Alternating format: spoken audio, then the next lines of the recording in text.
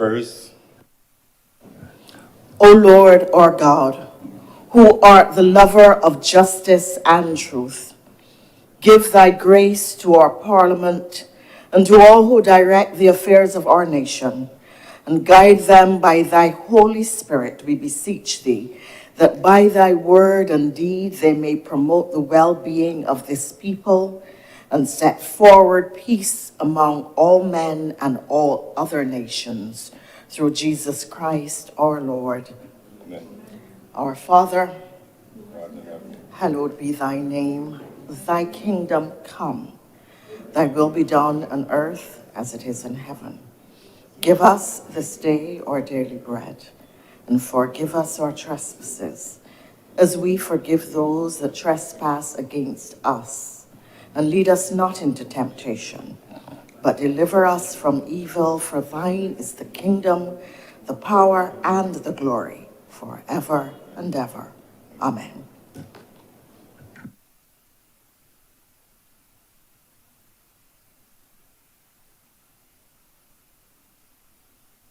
good.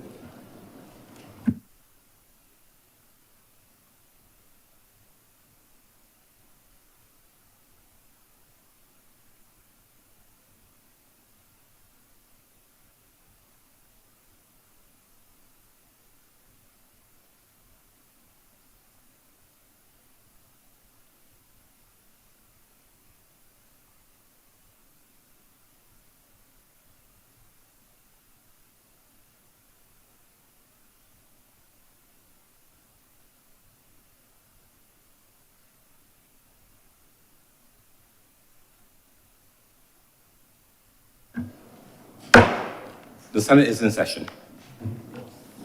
Messages from Her Excellency the President. Announcements by Your Honor. I receive for confirmation minutes of our meeting held on Wednesday, November 29th, 2023. Senator Cummins. Mr. President, I beg to move the deferment of the minutes of the meeting held on Wednesday, November 29th, 2023. The question is that the minutes of our meeting held on Wednesday, November 29th, 2023 be deferred. Honourable senators in favor, please say aye. Those against, please say no. Meeting the ayes have it. Those minutes are accordingly so deferred. There are the further announcements, indications of and apologies for absence from Senator Dr. Crystal Haynes, Senator Dr. John Rogers, Senator Dr. Chelsea Brathwaite, Senator Monique Tate, and indication up there. An indication of absence as well, apologies for absence from our chaplain.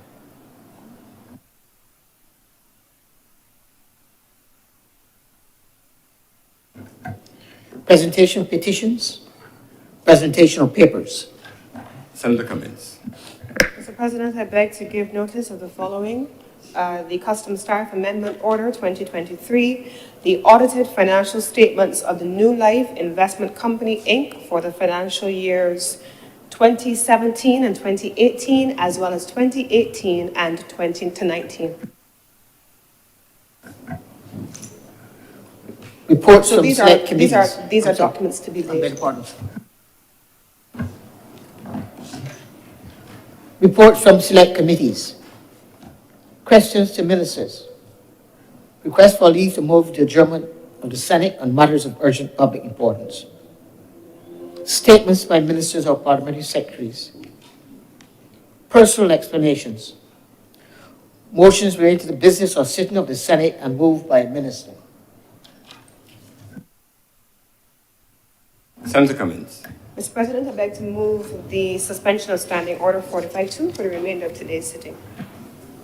The question is that Standing Order 45-2 be suspended for the remainder of today's sitting. Honourable senators in favor, please say aye. Those against, please say no. I think the ayes have it. Standing Order is therefore accordingly suspended for the remainder of today's sitting. Introduction of bills. Senator Cummins. Mr. President, I first want to move the introduction of the following, well, first of all, the withdrawal and the replacement of a bill that is currently on our order paper, which is the It is cited at this time as the Utilities Order number 4, Utilities Amendment Bill. It is incorrectly cited and should therefore be actually cited as the Utilities Regulation Amendment Bill. And so I wish to withdraw the bill that is currently before us and replace it solely for the purpose of having the correct citation in the title. I need to do another one. I also beg to, okay. The question is that the bill that stands as order number 4, which had an incorrect citation, be withdrawn and replaced by the bill with the correct citation, but otherwise equal in all parts. Honourable senators in favour, please say aye. Those against, please say no. Methinks the ayes have it. Mr. President, I beg to give notice also of the following resolution, a resolution to approve the Barbados Physical Development Plan as amended at 2023.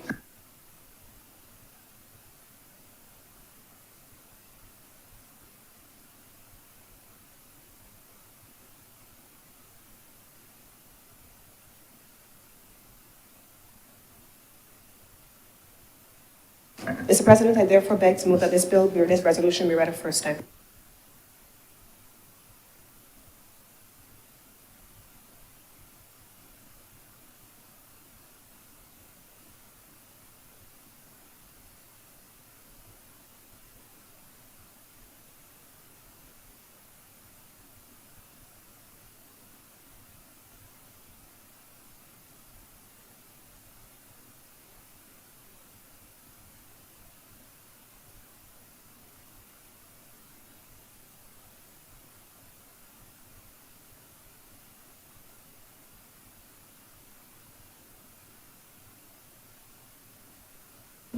Senator Cummins.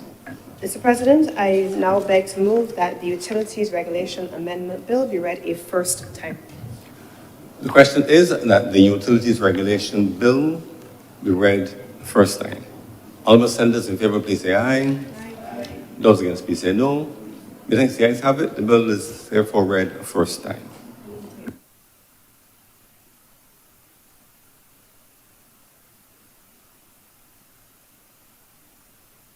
Senator Cummins.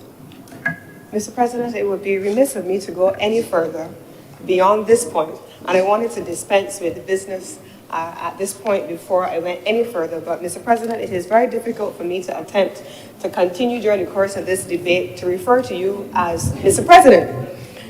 Just a few days ago, last week, at the end of the month, you were conferred the nation's highest honors. And I wish in this setting, Mr. President, to refer to you for the first time in a public setting as the Most Honourable Reginald Farley, President of the Senate of Barbados.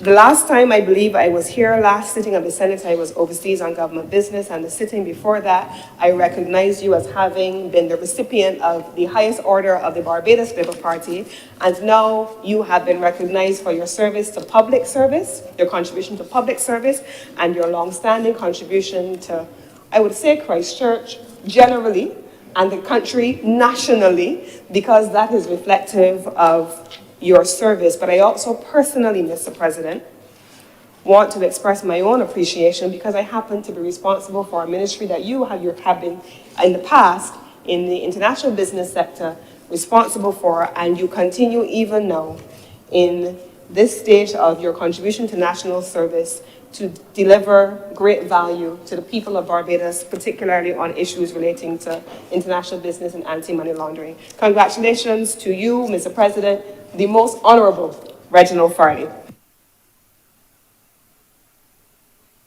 Thank you very much, Senator Cummins. I really appreciate it, and it's a humbling experience. For me, it is really just perhaps a little acknowledgement that I haven't been doing badly so far, but it is more an encouragement to do even more. Thank you very much for the recognition.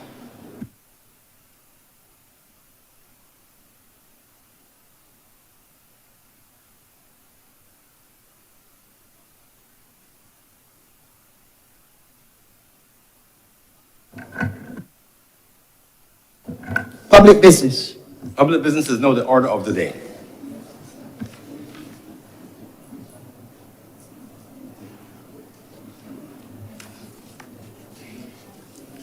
Order number 4, sir. Order number 4, in the name of the Honourable Leader of the Senate, to move the second reading of the Utilities Amendment Bill, Regulations Amendment Bill 2023.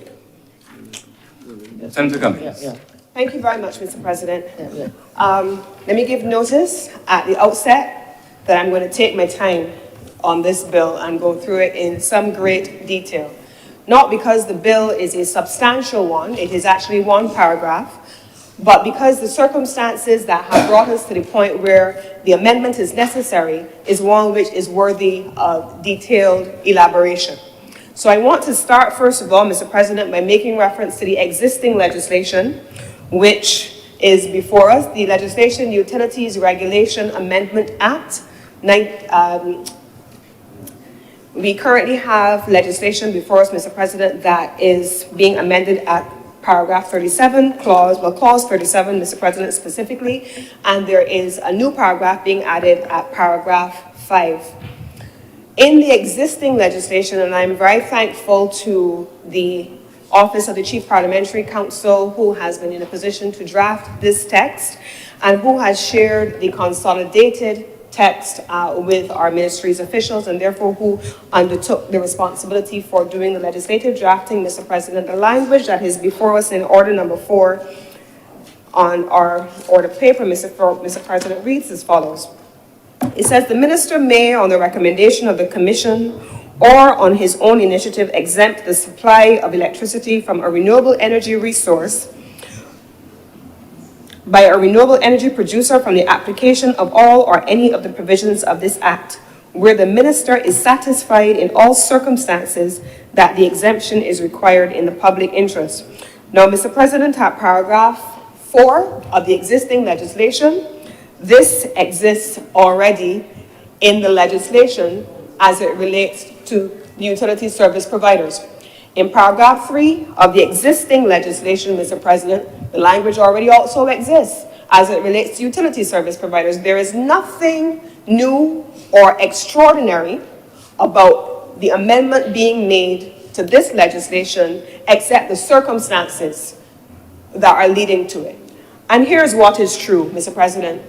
I think in many instances, in every discussion that we have in this parliament as legislators, we talk about the effluxion of time. We talk about how circumstances change over time and how where we started evolves over time and circumstances change, and we have as legislators to respond to those changes. When this legislation was first drafted, Mr. President, there would have been no contemplation of a renewable energy sector as it stands now in 2023. When this legislation was first drafted, it was responding to where we were at the time. When paragraph 4 of the existing legislation was introduced in 2019, Mr. President, it responded to the circumstances as they were then. But what are we dealing with now? What is the current state of the renewable energy sector?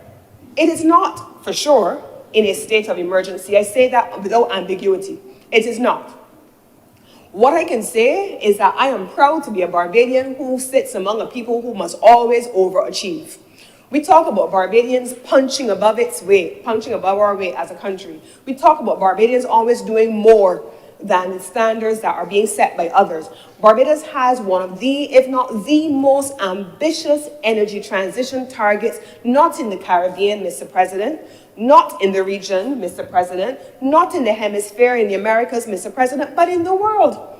And it is the reason why Barbados is being pursued and is engaging with some of the most advanced countries in the world, because Barbados has emerged in the renewable energy space as a global leader. But I say that at a very high level, but I want to get into the specifics. Mr. President, in 2019, when the Barbados National Energy Plan was developed, it was accompanied by 2021 by an integrated resource resilience plan. That integrated resource and resilience plan, Mr. President, outlined what we call the energy mix, how much we're going to get from solar, how much we're going to get from wind in terms of megawatts, how much storage we needed to put on the system, whether or not we were going to have onshore wind or offshore wind. It rationalized what was meant to be in 2021 a roadmap for the renewable energy sector as it was then. Mr. President, what would you say if I said to you that in 2023, actually in 2022, when I joined the ministry at the end of October, and by November, when I started to immerse myself and with the technical team in what we actually had as the then state of play, that we were still very much on target to exceed the expectations as at 2022 that were set in 2021. So it would come, therefore, as no surprise, Mr. President, that I had to make the decision in 2022 to not only, one, in March of this year, move from having a 2019 National Energy Plan to having a partnership with the United Nations Special Envoy for Energy and Sustainable Energy for All, an entity based out of Vienna, Austria, to update our National Energy Plan at 2019. The world, and Barbados with it, or ahead of it, I should say, moved so rapidly that a document finalized and touted as ambitious in 2019 had been exceeded by the time 2022 rolled around. And so March, we had a national consultation, we brought the sector together, and we kicked off the updating of the energy plan, and we began the process of creating the Barbados Energy Transition Investment Plan, which gave us a roadmap, or is giving us a roadmap, an implementation plan for the energy sector. But we didn't stop there, Mr. President. That was in March. By August, the 2021 IRRP was also outdated. And why? Because, Mr. President, the 2021 period up to now, again, Barbados overperformed. That's actually a good problem to have. So what happened, Mr. President? We had, in the energy mix, or the 2021 IRRP, we had an expectation that Barbados would have an aggregate of 280 megawatts of solar PV on the grid by 2030. I want to repeat that because that's the baseline for where we are. 280 megawatts of solar PV by 2030. Today, Mr. President, I am proud to be able to say that I come from a people who, by the end of 2022, had approved over 206, but I should say end of 2020, middle of 2023, we had approved 206 megawatts of solar PV. So if 280 is the outer limit by 2030, and by 2023, we are at 206 megawatts, we already have a problem. But it went further, Mr. President, because in the pipeline of applications, 206 is just what is approved. In the pipeline of applications, we have 333 megawatts, Mr. President. In the pipeline in development, but not yet in application, Mr. President, we have over 450 megawatts. So if for 2030 targets, we expected to hit 280 megawatts of solar, and we at 2023 are already at 450 in the pipeline and 206 approved, Mr. President. We needed to take action to be able to ensure that the supply of PV from independent power producers beyond the utility could be connected to a grid which had a maximum capacity, Mr. President, of 100 megawatts.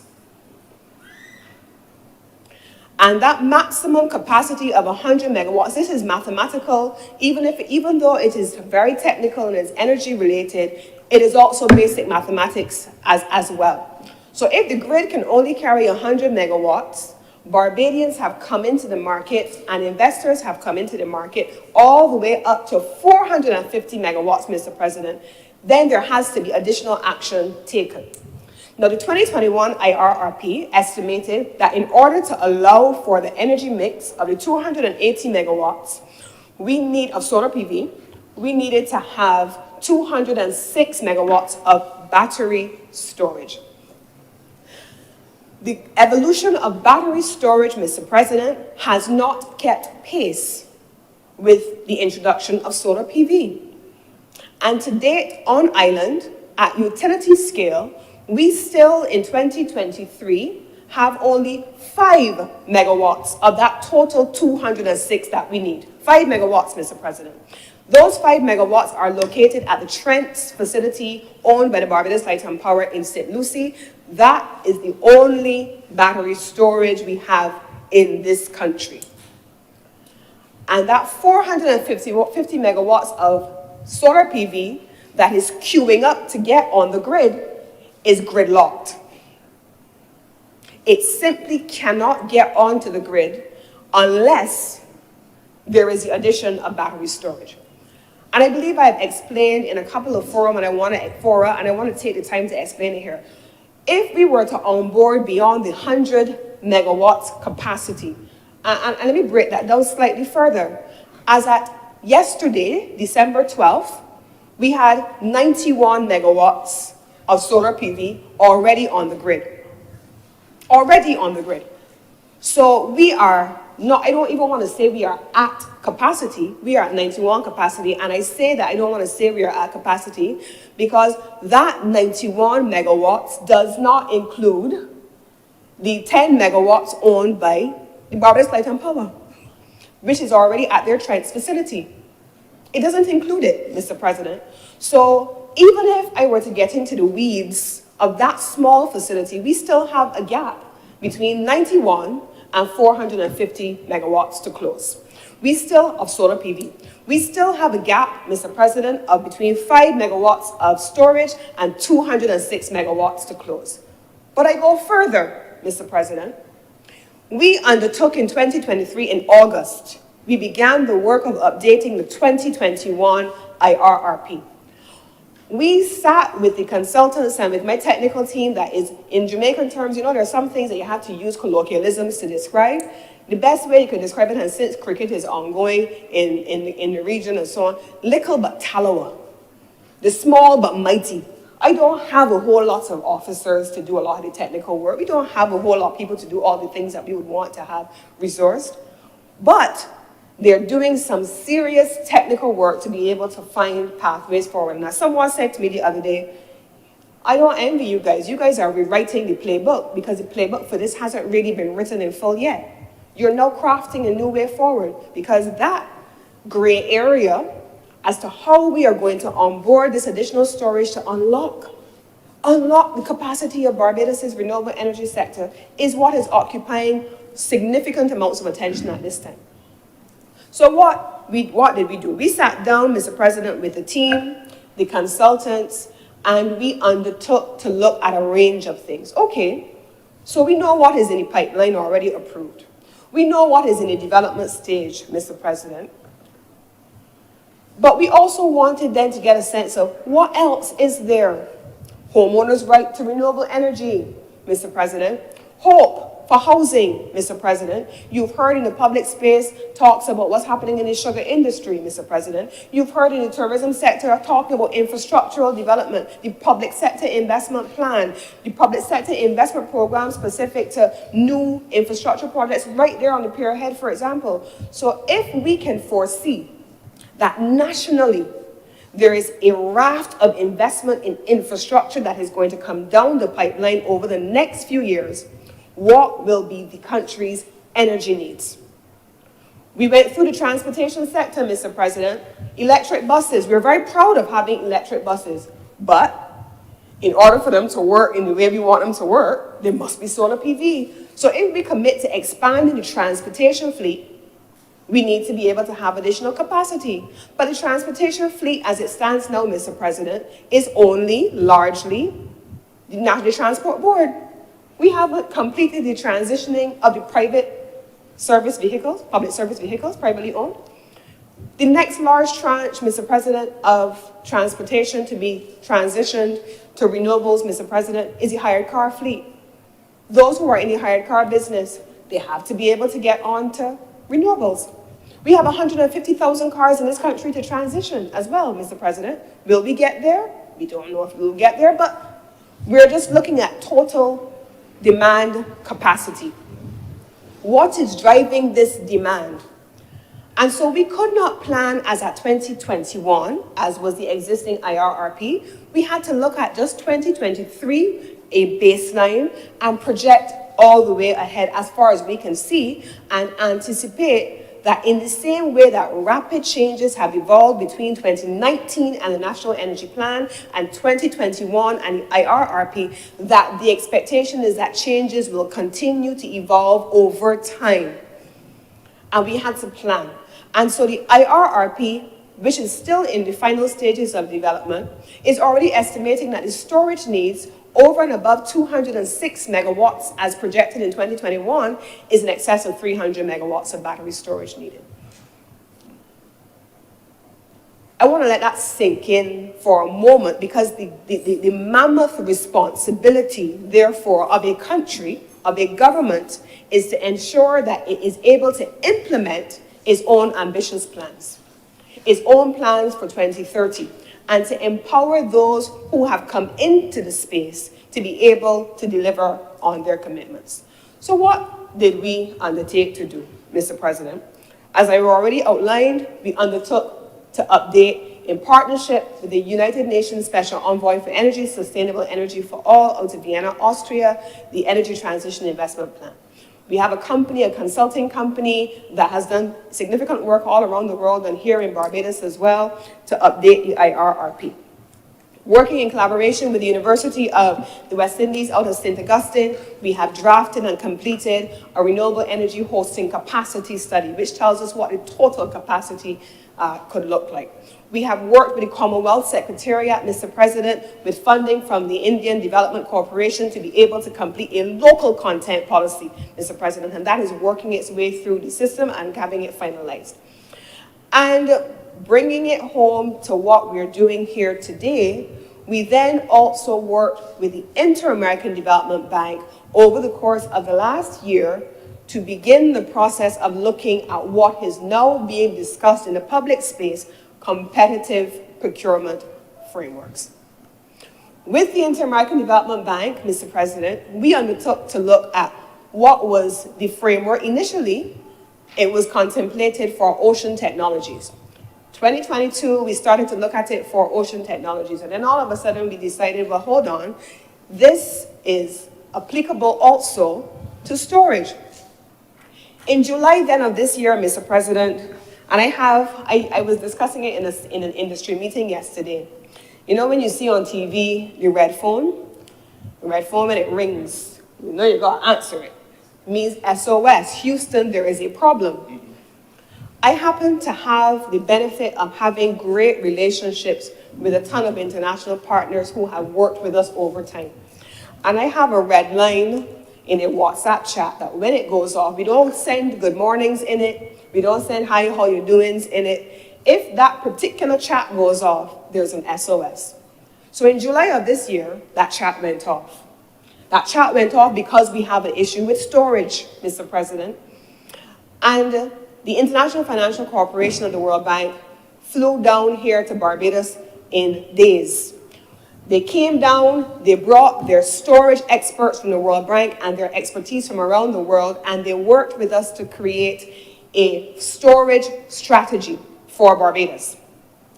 That strategy, Mr. President, introduced me to three concepts. One of them was not unfamiliar, one which we already have in operation. Feed-in tariff regimes. We already have a feed-in tariff regime. It works. Everyone has a rate of return. The first movers were able to come in then, and then you have those that came in afterwards at a different rate. And so that is what has brought, that's 450 megawatts of solar PV into the system, the attractiveness of feed-in tariffs. But then in the report from the IFC said this: the advantage of a feed-in tariff is that it incentivizes nascent sectors. It gets investment crowded in quickly, early, when the sector is still in development. I don't think that given what I have outlined and described that anyone would argue that Barbados's solar PV sector is still nascent. it is very much in a state where investment has very much been crowded in. Investors have come in, individuals have come in, householders have come in, homeowners have come in, even businesses have come in. So we've gone past the initial stages of crowding investment in and investing it in and incentivizing it in the way that it starts before. Then the IFC strategy gave us two additional methodologies that are used in more mature stages of the market: competitive procurement and direct negotiations. What the government then was able to do through the consultancy with the Inter-American Development Bank was to develop competitive procurement. Mr. President, I will make a document of the House, the decision of the Fair Trading Commission on the issuance of rates for solar panels, for solar PV, and for storage systems between 1 and 10 megawatts. And I made that a document of the House, Mr. President, because contained in that document is a specific reference that reads as follows: the feed-in tariff regime will continue until such time as a competitive procurement framework has been developed. This came from the feed-in tariffs, the FTC's own reporting. So from the FTC side, feed-in tariff regimes will continue in the pilot program until such time as we move to competitive procurement. So the IFC outlined the roadmap. The next stage is competitive procurement. The FTC's decision on systems between 1 and 10 megawatts said that it will continue until there is competitive procurement. But we didn't stop there, Mr. President. In October of this year, I was at a conference in Abu Dhabi. And while there, I was invited to speak at a couple of things, and I did so. And I believe I've said so even in this honorable chamber, Mr. President. I took the opportunity at the time to make reference to the fact that we in Barbados were having such difficulties with storage. And what were the difficulties, Mr. President? Not only were we having difficulties getting the storage into the country through the utility, but we had supply chain issues. 200 megawatts of battery storage in principle may sound big to us in Barbados, but not when countries like Brazil and others are ordering a gigawatt. We end up at the back of the queue. And I took the opportunity, Mr. President, while in Abu Dhabi, to make reference to what this country did during COVID, during the COVID-19 pandemic, where we could not procure supplies, medical supplies for the country because larger countries with larger volumes and more investment in the research and development and innovative technology were in the queue ahead of us. They were ordering what they wanted at the volumes that they needed, and our orders were being pushed to the back, Mr. President. A country like Barbados was finding itself waiting in the queue for storage, and in a minute I'll come to the other items that we also struggled to get, for over 18, and in some instances the outer limit of 24 months. We struggled. I cannot tell you how many licenses of existing application holders, how many existing licenses of existing licensees that I had to extend because of difficulties getting transformers, inverters, and yes, the inability to procure battery storage. We made a decision as a cabinet, because the legislation allowed under ministerial order, for all of those persons who by no fault of their own could not complete their RE projects on schedule. They could no longer meet the requirements of their existing license to commission their projects within a certain time frame.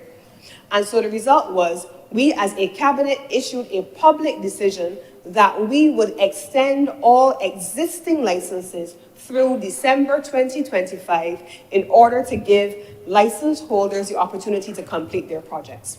That's what we had to do, Mr. President. So gridlock. We had to unlock the grid, pun intended, Mr. President.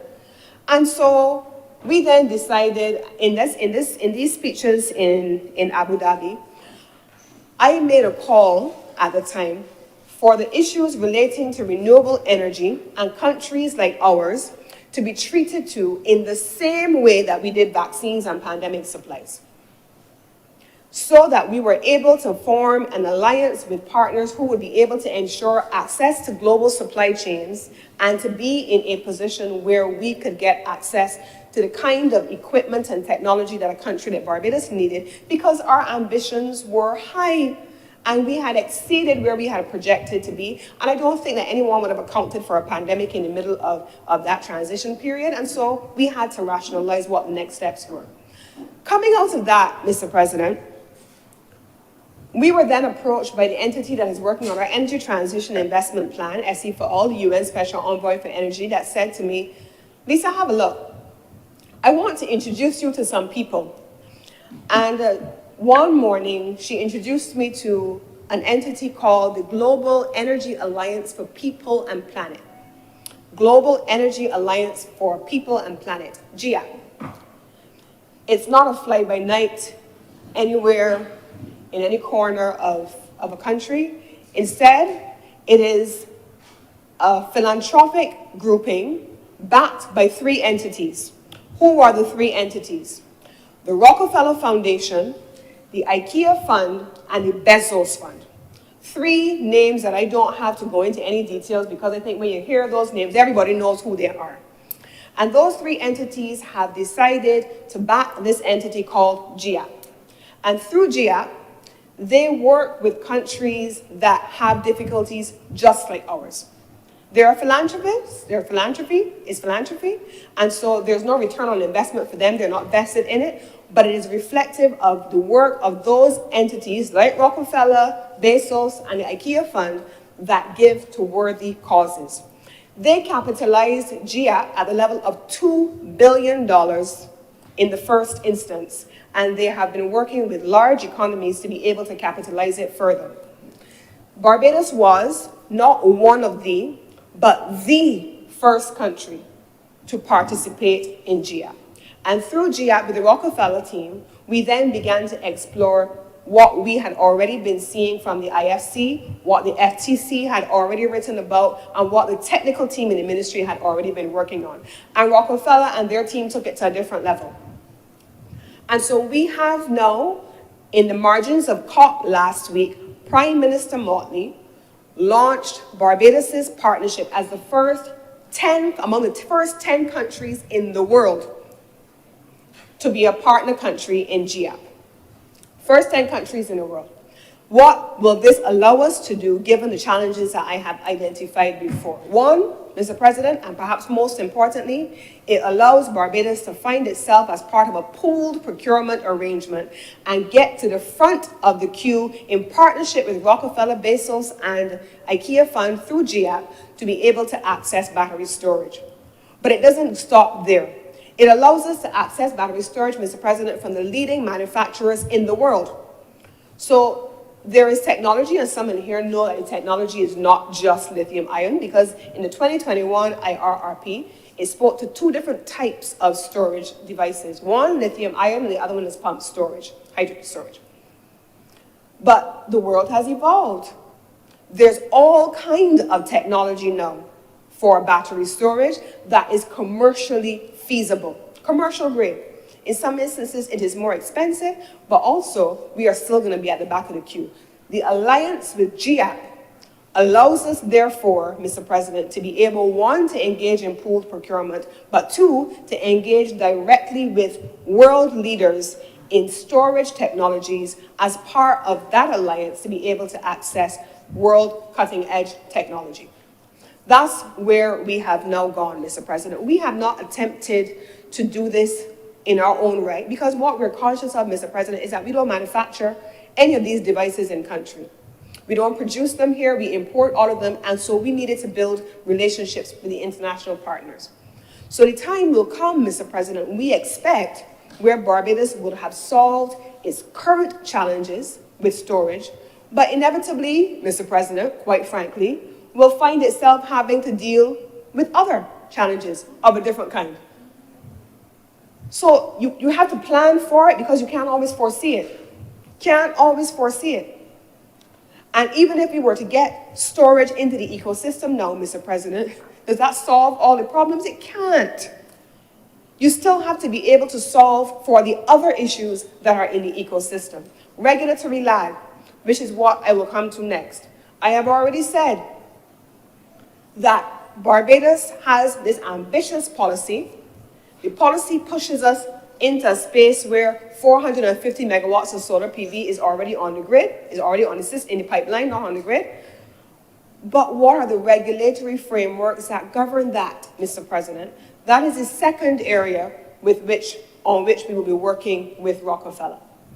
They will be embedding here in Barbados, and this is something that the Cabinet has already agreed to, so I can feel free to make the announcement here in this forum. The Cabinet has already agreed that in the partnership, we will therefore have embedded here in Barbados a world-class storage expert for a period of a year, paired with junior experts in the ministry and in the Fair Trading Commission to be able to build local capacity.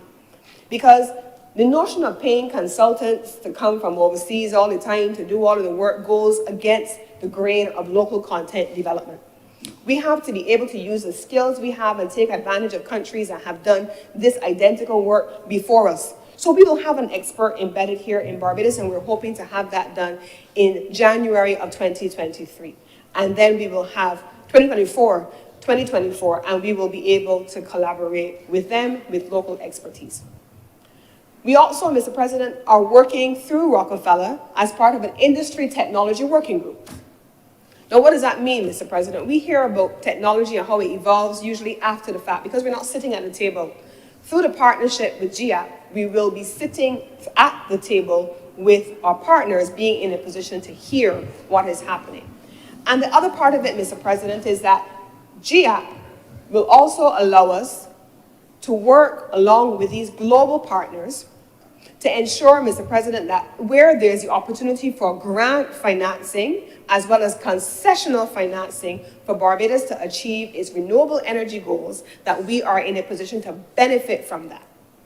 We hope, Mr. President, that the collaboration between the World Bank, the IFC, the IDB, GIAP, Rockefeller, Bezos, and IKEA, that the collective resources that we also have here in our stakeholders in Barbados, because together with the stakeholders, we have facilitated all of the representative groups, whether it is BRIA, the Barbados Bankers Association, all of them, we have connected them with, we have not sat at the table by ourselves, Mr. President. And I want to be clear that engagement has been continuous. We had, as recently as yesterday, a full sector consultation with the entire renewable energy sector. And over the course of the last few months, we have met with every single independent power producer, with all of the regulatory agencies to be able to identify what are the bottlenecks in the system, what are the problems for which we have to solve. And you know what they said to me in one of those cases, Mr. President? They said, well, Minister, some of these things we anticipated would happen. Some of these things we saw would happen down the line. I said, okay, so we're solving for them now. So I want you to do something else for me. I want you to tell me where you see can come down the line already based on where you sit in your different regard, from different perspectives. The Barbados Renewable Energy Association, where do you see us going? Where do you see the challenges coming? The Barbados Bankers Association, who have also been incredibly supportive, because the banking sector has close to, and I think we were discussing it yesterday, over $1 billion lined up in RE investments. So we have worked with them to ensure that, one, we are able to, they are also updated on where we are going on storage so that they can unlock credit arrangements. But we've also been sensitive, Mr. President, to the fact that there are many people who have started projects, cannot get connected to the grid, have already had credit extended from a commercial institution, and we don't want any action to be taken against them because they're servicing their debts from their existing resources, but not from the grid as they would have envisioned. And the bankers have been working with our renewable energy partners in that regard, the independent power producers specifically. Equally so, Mr. President, the utility, we have also connected them because, as we all know, they have to procure, and they have made it public, an application for 90 megawatts of battery storage on the utility side over the next 3 years. All of the stakeholders have sat at the table of international partnerships with us. When in July we met with the IFC, we had all the partners in, including the bankers, utilities, BRIA, all of the partners. When we've been engaging with Rockefeller and GIAP, they've also been in the meetings. In some instances, I'm not even in the meetings, but they're meeting at a technical level, and I see the outputs. We met with the independent power producers. There are over 35 projects in the country.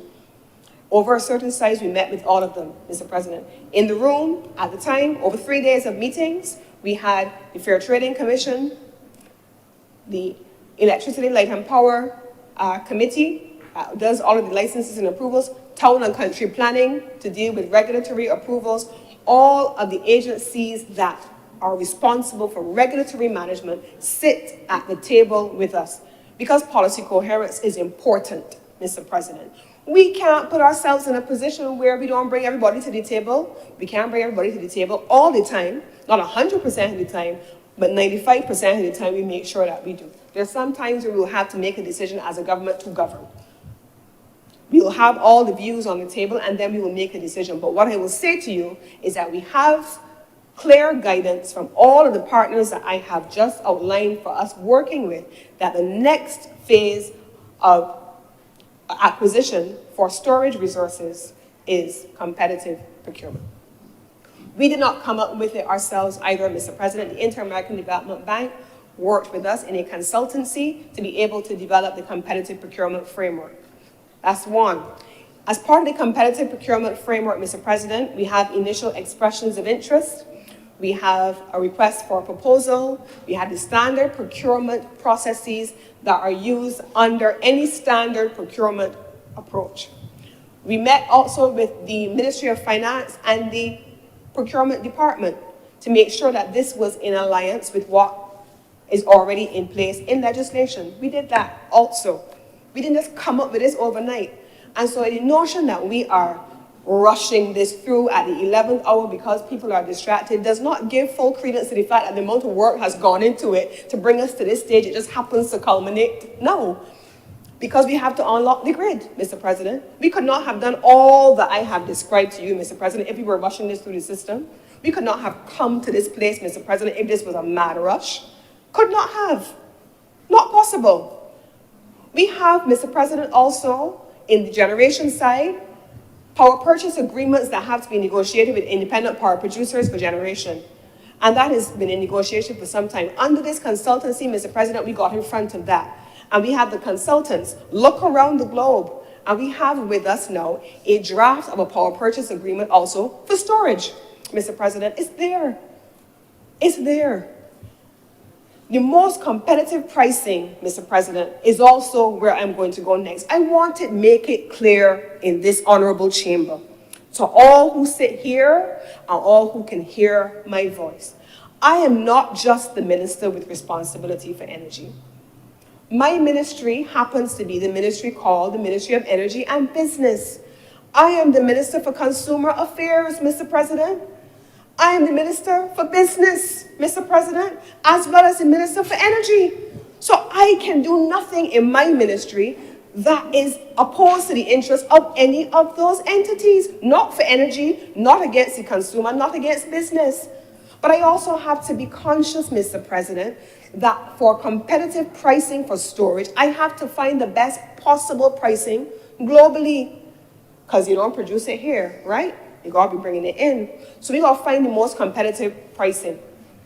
So again, the Inter-American Development Bank working with us, and they have brought in one of the big 4 companies who is working with us. They have been working, and I believe that even as I speak, the teams are meeting.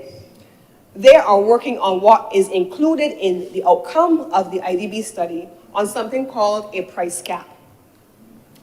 If you look on the international scene and you assess what the prices are and you go out for a request for quotations as the Barbados Light and Power Company already did, and they have a sense of what the prices are globally for cutting edge technology or what Barbados needs based on its technical specifications, you will come up with a best price. And on the basis of what Barbados needs and the pooled procurement that we can work through with Rockefeller, The IDB and Deloitte, specifically, they are working on a price cap mechanism for Barbados. Above this point, which is the most competitive global pricing, we cannot go above it. Because, Mr. President, let us be clear. Any pricing that goes into the electricity grid is a pass-through to who? Consumers. And consumers are not just me when I turn on my lights, because I don't live in darkness. I got to turn on my lights too, so I got to pay electricity bill too, right? So I don't want my electricity bill to be exorbitant because it affects me, it affects my family, it affects my community, it affects all of we. So the notion that we don't care about consumers is just a misnomer. But this part of my ministry, as the Ministry of Business, I also want to call into account, Mr. President, because a consumer also includes the business community. And when I meet with the business community, when I met with the business community, as we did, the business community tells me that there are two recurring costs that they have that drive costs up in their business. Two, the cost of labor, on the one hand, and I don't know if anybody in the history of mankind has ever agreed willingly to have lower salaries and wages. We're not looking to do that, clearly. So labor is a fixed cost, is a recurring cost. But what's the second recurring cost to business? Energy. The second highest recurring cost to businesses is energy. And I want to pause here for a moment to bring some numbers to your attention. On the Central Bank website, you will find this data readily available. We talk about the price of fuel, we talk about the cost of living and how things have gone up and how expensive things are. I want to share these numbers with you, Mr. President. I have before me, and it's available on the Central Bank website, but I'm happy to make it a document, the economic performance and outlook from the Central Bank that gives me data up to October 2023. What's the date of the economic outlook? October 2023. Thank you. Under intermediate goods, Mr. President, fuels, imports. In 2018, Mr. President, the fuel import bill for this country was $582.2 million. In 2019, $579 million. In 2020, COVID, $431.3 million. In 2021, also COVID, $525.7 million. Point of recovery commencing 2022, Mr. President. Remember, I started out in 2018 with $582.2 million. In 2022, when the price of oil per barrel soared, Barbados's import bill for fuel rose to $913.9 million. It is now December. This report, Mr. President, is October. And as of October of 2023, the fuel import bill was $828.6 million. The year didn't done yet. Those are the numbers, Mr. President, that have been driving increases in fuel costs and a consequential increase, Mr. President, on cost of living. So the imperative of getting renewables onto the system to mitigate against the vagaries of global oil prices and to move existing businesses away from fossil fuels, and I happen to also be the minister with responsibility for BNOC and MPC that imports fuels into the country. So I know what their imports look like. I know what their volumes look like, and I know what their challenges are. I'm not guessing. And so we now are in a position where we have to find that balance between fossil fuel imports, the impact on the import bill, the impact on cost of living, and how we're able to reduce the pricing. So, Mr. President, competitive pricing on storage is not something that we can take lightly. We have to ensure that we're able to get the best pricing because no one wants to add to what we already have, Mr. President, as high costs if we don't have the best prices for batteries.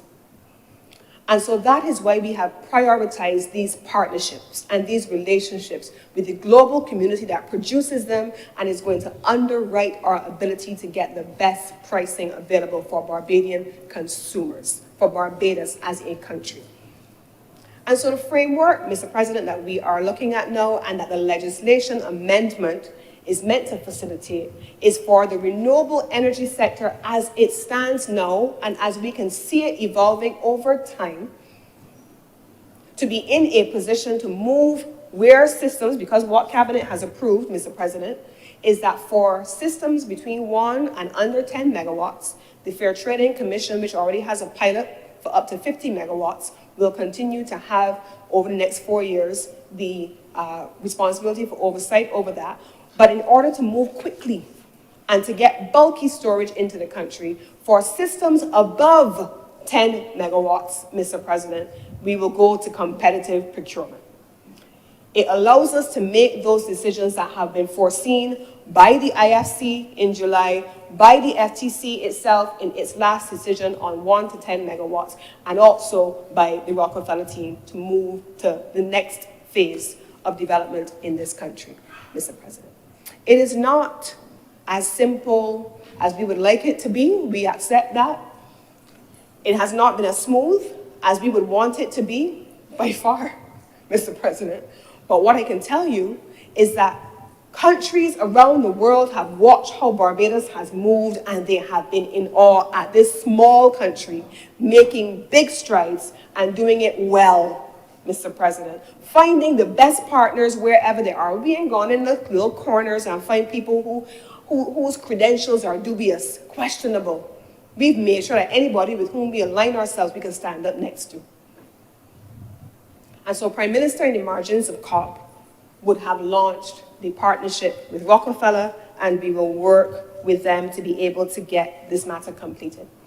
The final thing that I want to say on the process of competitive procurement, Mr. President, because I know that there are concerns as well about the government and the absence of our ability to manage some of these things, Mr. President, because we have resource constraints. Everybody knows that.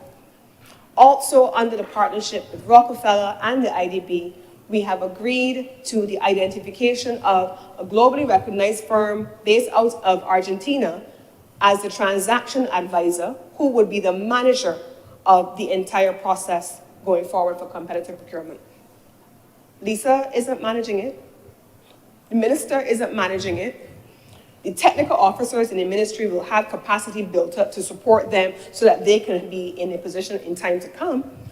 But a globally recognized entity that has worked with 2 other countries in the region who have gone in this direction will be managing it on the government's behalf and building capacity in the ministry so we're able to move to the next stage. Yesterday, in our industry consultation, I had one of the independent power producers who came up to me and said, my only regret is y'all didn't do this sooner. My only regret is that you didn't do it for systems that are smaller than 10 megawatts, because my system is smaller than that. My only regret is that you didn't do it for even up to kilowatt size storage. I said, no, the FTC as an institution will continue to manage systems up to a certain size, and then we will go to the market for systems above that. That, Mr. President, under the competitive procurement framework, is what is approved by Cabinet, what is contemplated by the government, and the legislation is drafted in this way to allow for the effluxion of time, to allow for things that we can't see now to evolve later. As we have seen, and as I have outlined, 2019 had to change it in 2023. 2021 had to change it in 2023, and we're still making changes because time has been so kind to us in a way where we have stepped in front of the curve, but at the same time, technology has so far evolved that we have to make sure that we're able to keep up. Mr. President, in closing, I want to also just take the opportunity to share 2 things. As this sector evolves, we need to be able to build further capacity.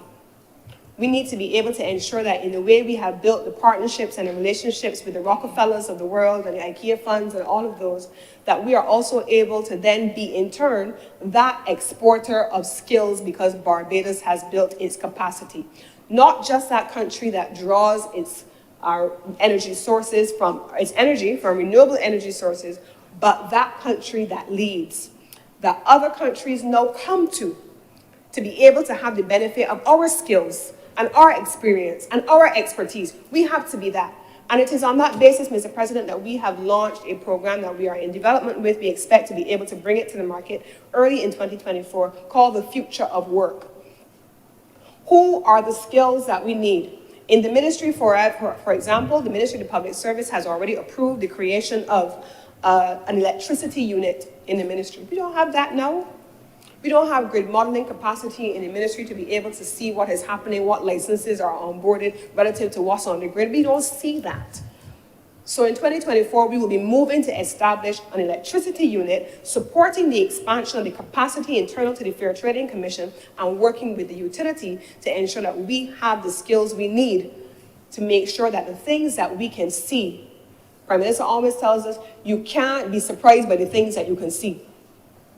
Be surprised by the things that you can't. So we are making sure we put the government, the people of Barbados, in a position at the public sector level to have the skills and the exposure that they need to be able to give recommendations on the best guidance for Barbados as a country.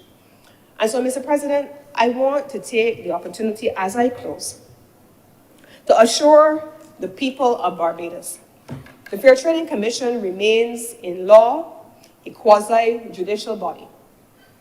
The government of Barbados does not and has not gotten involved in the decisions of the FTC to date. So many times people call me from the media and others to ask me, what is your view? Do you have a comment on the decision of the FTC on this?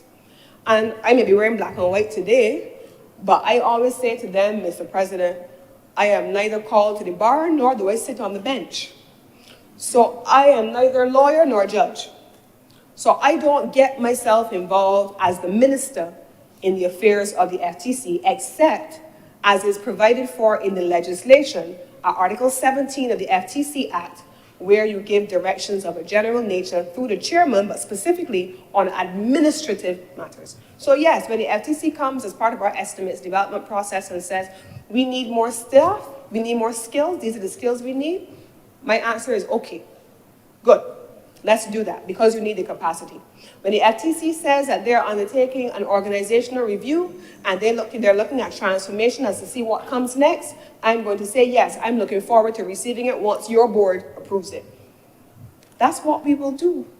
That is the nature of the creature that is the Fair Trading Commission. And long may it be so, Mr. President. And so I want to assure Barbadians that there is no sinister, I use my own words again, intention with this bill. I want to assure Barbadians that a considerable amount of work has been undertaken to get us to this stage, and that the Barbadians who meet me on the road and tell me, Minister, why can't I get my thing connected to the grid? What we can do? How you can get connected to the grid, Minister? What to do? What happened with Light and Power? When the technician from Light and Power came the other day, I saw a technician on the road outside of my neighborhood cutting back trees for the power lines, and I stopped to greet them. And he said, Minister, why everybody demonizing Light and Power? Well, we can't do this, and we can't put people more on the grid. We all gonna do.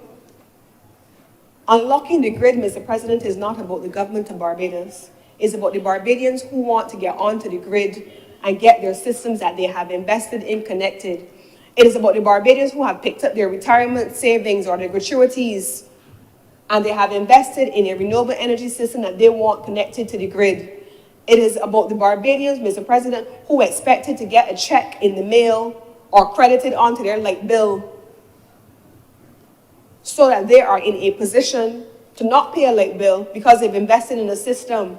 It is about the Barbadians who want to buy the houses up in the HOPE program, who is the house which is de-risked by the panels on the roof. It is about allowing those Barbadians to be empowered, Mr. President.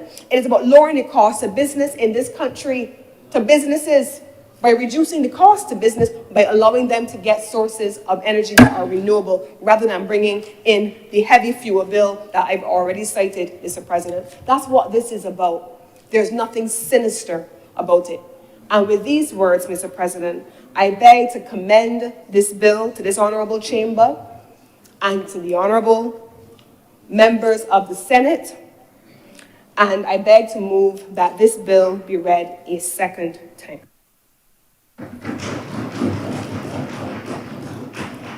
Thank you, Senator Cummings. Speakers, Senator Maladu. Thank you, Mr. President. Mr. President, you know it is generally my style to be quite quick and get to the point. I will ask you today to bear with me on this particular matter. I need to take a little bit of time to perhaps at first agree with most everything that has been said regarding the state of the energy sector in Barbados. In fact, I think I can ignore the first 3 pages of my notes because they have been quite eloquently dealt with. However, there is a material point of departure that I would like to take with this amendment and disagreement with the honourable member, the Leader of Government Business.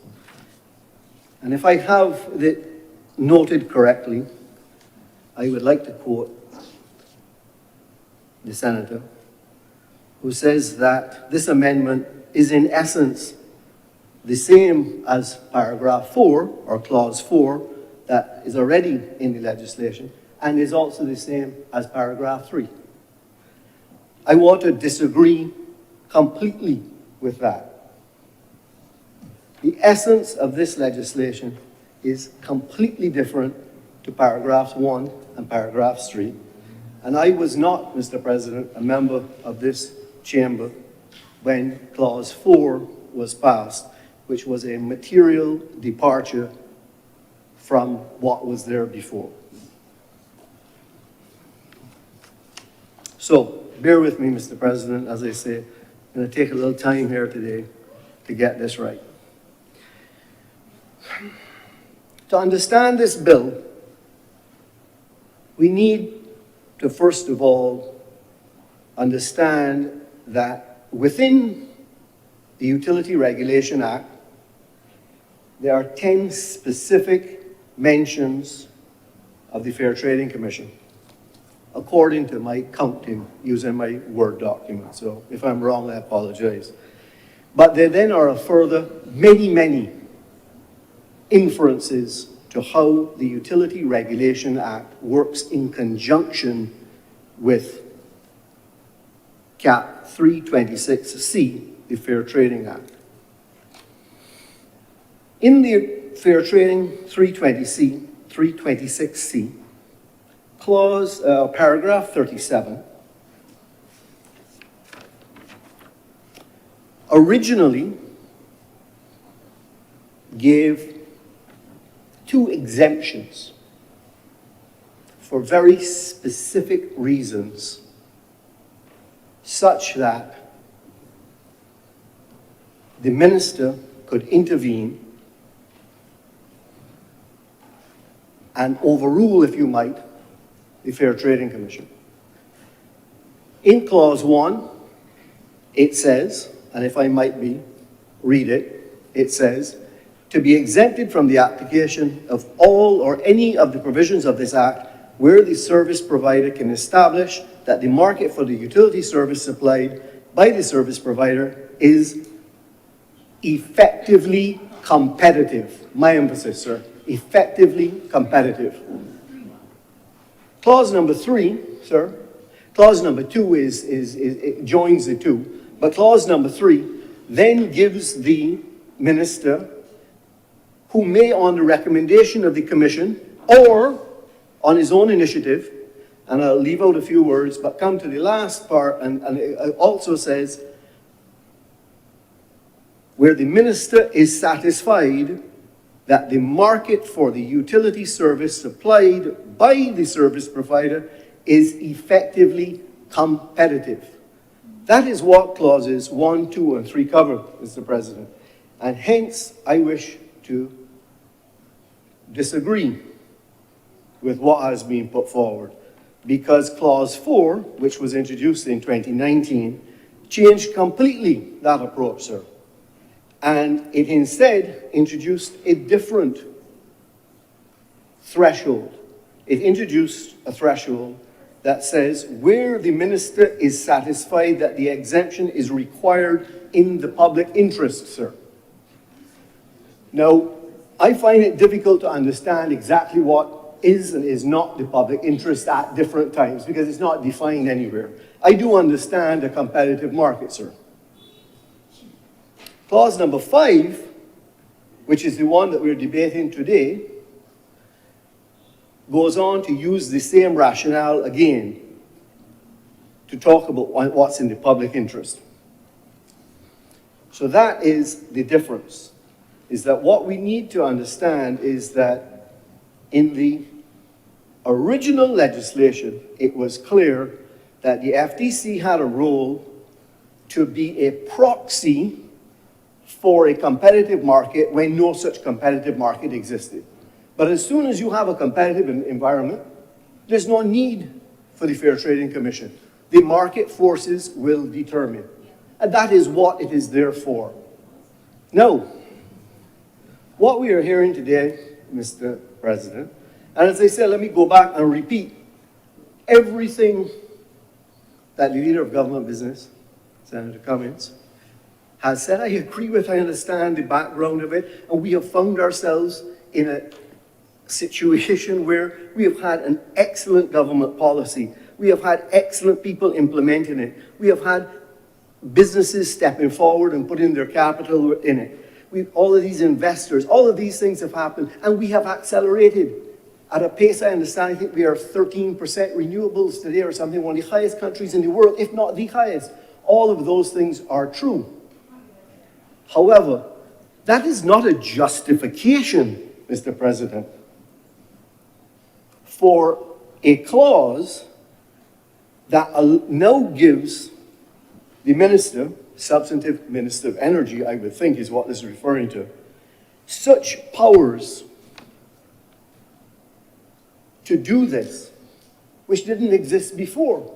In fact, during the Senator's presentation, I didn't count, but perhaps I should go back and count, how many times the word competition was mentioned and the reference to a competitive procurement framework being the essence of what the Rockefeller Institute has said, is that if you have a competitive environment, if you have a competitive procurement framework, you need not a regulator.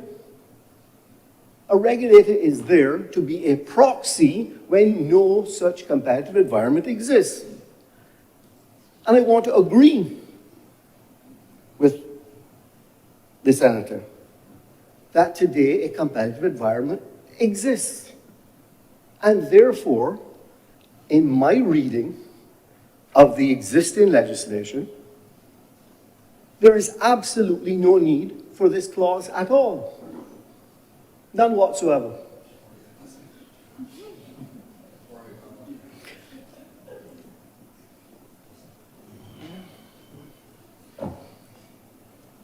You know, Mr. President, I've often been told by my grandmother that empty drums make the most noise.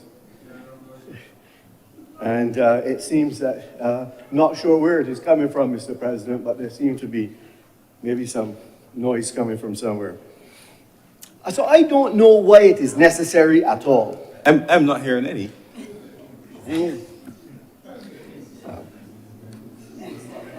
Lucky you, Mr. President. So let's not mistake what I am saying. I understand clearly the problem that we are presented with. I understand where we are faced. We have to do something to unlock the gridlock. All I am saying is that I believe that those powers exist today. My concern with this legislation, sir, is that, and let me be very open and honest with all of you. I trust in our Minister of Energy today. I trust in our Prime Minister today. I trust in our government today. I believe that what they're doing is the right thing. However, this clause does not only apply to them. This clause applies in perpetuity until it is removed. So, in any future, if we pass this today, any minister deciding that something is in the public interest may simply take it outside the FTC and make a decision. I don't think that is a good thing. Mr. President, I agree we have a problem. I agree we have to fix the problem. But my personal feeling is, in reading this, is that we already have the solution for fixing it. Because the legislation, as originally drafted with clauses 1, 2, and 3 only, allowed specifically for an exemption where the minister may, on the recommendation of the commission, I'm quoting clause 3 again, sir, or on his own initiative, exempt the utility service provided by any service provider or part of the utility service from the application of all or any of the provisions of this Act where the minister is satisfied that the market for the utility service supplied by the service provider is effectively competitive. That's what the laws of Barbados read today and have read so from the beginning of the passing of that Act. There is no need, in my opinion, to do this. In fact, I would ask a question. What is, in fact, the difference between the supply of electricity covered by a utility service? Wouldn't that be a renewable energy resource by a renewable energy producer? And is that not covered by any service provider? What is the need for this? So, as I said at the beginning, Mr. President, I was going to be slow and methodical in front of this. So, understand, I will say again, perhaps I understand this, as the leader of government business knows, a little bit better than the average consumer. I've been involved in the installation of photovoltaic. I've been involved in the installation of batteries. I've been involved in investment in photovoltaic companies. I've felt the pain of the country. I think we have an excellent public utility. If anyone in here thinks they would like to be in some other country other than the one that we've had with Barbados Light and Power, let me know, because we have had an excellent public utility. Many, many years, they've done us a tremendous service.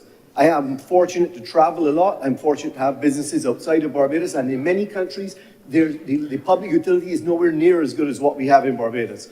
What we have is a gridlock, as described, that needs to be released. And all I am saying, Mr. President, I repeat it again, is I believe the power is there today without doing anything more. However, I believe I'm going to finish on this part, but I may have to just check my notes. What I would suggest instead is, if we really need to have this clause, the minister, senator today, has explained to us very succinctly. Today we have 91 megawatts of a potential 450 in photovoltaic installed. Perhaps another 10 down at Trents. We only have 5 of battery storage. We need to get to 206 quickly. We've heard that the Rockefeller Institute and all these other names which I heard today for the first time being involved, excellent, great, getting this type of expertise. I understand that they believe that the solution is a competitive framework. I agree with them. So why not let's build into this clause here, rather than it be so permanent that any future minister or government could use this clause and declare public interest, which I genuinely, Mr. President, don't always know, and I don't know where it is defined. Why not let us build in one simple thing in here? I'll agree to this. Up to 200 megawatts. Get these first 200 megawatts going, and at that point in time, for sure, you have a competitive environment, and there's absolutely no need for this, because the underlying legislation already says that in a competitive environment, you do not need a regulator who is a proxy for a competitive environment. Personally, Mr. President, I think we today have a competitive environment. We have all that we need to do. The minister has all the power that needs today to do exactly this. We do not need to pass this amendment. We do not need it. I am concerned, though, that to pass it is to grant some powers that don't exist today that could be used in a rogue way. That's what troubles me. So a sunset clause within this would make it palatable to me. That sunset clause might be when we reach 100 megawatts. It might be when we reach 200 megawatts. But it would be a specific period of time to solve a current problem, and it does not continue on and to be used in some nefarious way at some later time.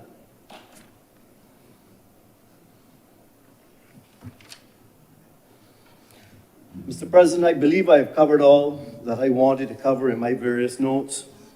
I, again, will finish by congratulating the government on an excellent policy looking long-term. I believe that we need to release the private sector, release the public utility, break this gridlock that exists.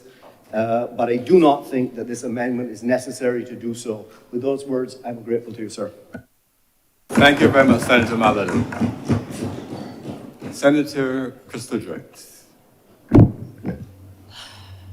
Thank you, Mr. President. I have to say that I, like Senator Malalo, came this morning with a number of questions. And in trying to do some due diligence, I made sure to get my ducks in a row before coming this morning.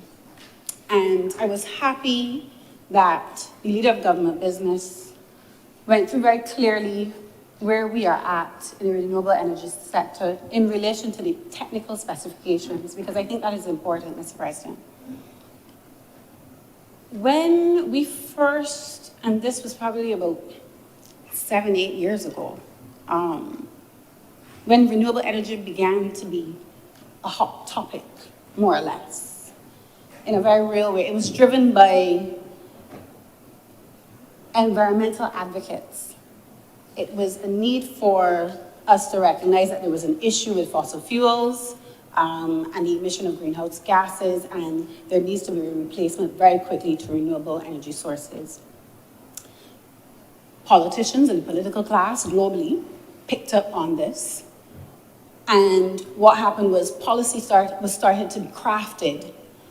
And then somewhere along the lines, as the advocates were out front, the politicians were selling it to their citizens, we then realized, oops, there are technical engineering requirements that need to be done that are not necessarily aligned with the renewable energy to push, Mr. President. So that is why even very early on, in some of the documentation, you will see from previous reports, there was an acknowledgement that we can only onboard so much capacity to the grid, and then from there you will need some type of energy storage. I believe up to 10%, given the existing grid infrastructure. If the grid was updated and the infrastructure upgraded, the maximum would have been 20% in terms of the amount of the share of renewable energy on the grid. So, Mr. President, when we fast forward now to 2023, where there has been significant economic interest in the sector, and people have made large sums of investment, you find the engineering is lagging behind the market, as well as the regulation, as was rightly said, Mr. President. And like Senator Malu, sir, I want you to give me a little leeway, because As the leader of government business spoke, I was frantically writing notes, trying to understand this new arrangement, where we're going, because this is all new information. If you're not on the inside in the discussions, persons on the outside, this is all very new information. And the first thing I want to ask, and I'll be asking a lot of questions, and maybe there are no answers to these questions. When we move in this direction, because we want to reduce, one, our dependence on fossil fuels, as the leader of government business noted just now, upwards sometimes of $900 million in fuel imports are needed to satisfy the demand for the Barbadian economy and society. I put the two together for that reason. However, as much as we've moved in the direction to increase the amount of renewable energy being, one, installed, and two, being brought on board, what is not being articulated is what is the bottom dollar benefit to consumers. A lot of the times when we talk about renewable energy, or what I've been noticing, and as I said, sir, probably like 8 years ago, I was more involved in the technical aspects of the renewable energy sector in Barbados and some other islands across the Caribbean. But what is being lost, I think, in the conversation is we have to onboard, yes, the 200 megawatts, but what then is the savings that is going to be passed down then to the consumer in real dollar terms? Because on the outside, consumers are listening, people have made all of this investment, they need to get back their money. So we have to move quickly. How then in a small market, even now, with the utility still being the one responsible and accountable for the grid infrastructure, how are these things being managed to ensure that, because the market is small, it doesn't necessarily mean a reduction in price? Because we know with small markets, if there are few players, as much as they're independent power producers, the utility is still very much in charge of the grid. And unless we're now moving to a new phase of distribution, microgrids, as I'm hearing, Mr. President, how are we negotiating all of these things? Because the main concern that I have is, a lot of the times we hear we must move to renewable energy, we must move to clean energy. But when you look back, sir, at SDG 7, it says ensuring affordable, Mr. President, and clean energy for all. So I don't know if it's probably going to be a technical study that needs to be done. I don't know, Mr. President. But I think what needs to be clear to Barbadians is, how do I benefit from the government, and I'll use this word, relinquishing power, because the minister noted that an Argentinian firm will be the ones managing this process. You have a number of international players coming in, along with local stakeholders. But how am I going to benefit at the end of the day, Mr. President? Mr. President, I have a few more questions as I go through the notes that I wrote. As we move to acquire renewable energy storage through this new, let's call it a consortium. If it's not a consortium, then I would like then for someone to explain to me then the arrangement between the philanthropic partners and the government and the local partners. I need an explanation, and if it's not, and for lack of a better term, a consortium. Well, so then it is a technical assistance then. Okay. When that battery storage is acquired, Mr. President, who owns it? Who owns it? Is it up front, we own it? Is it through a tenure where, you know, a certain amount of testing needs to be done?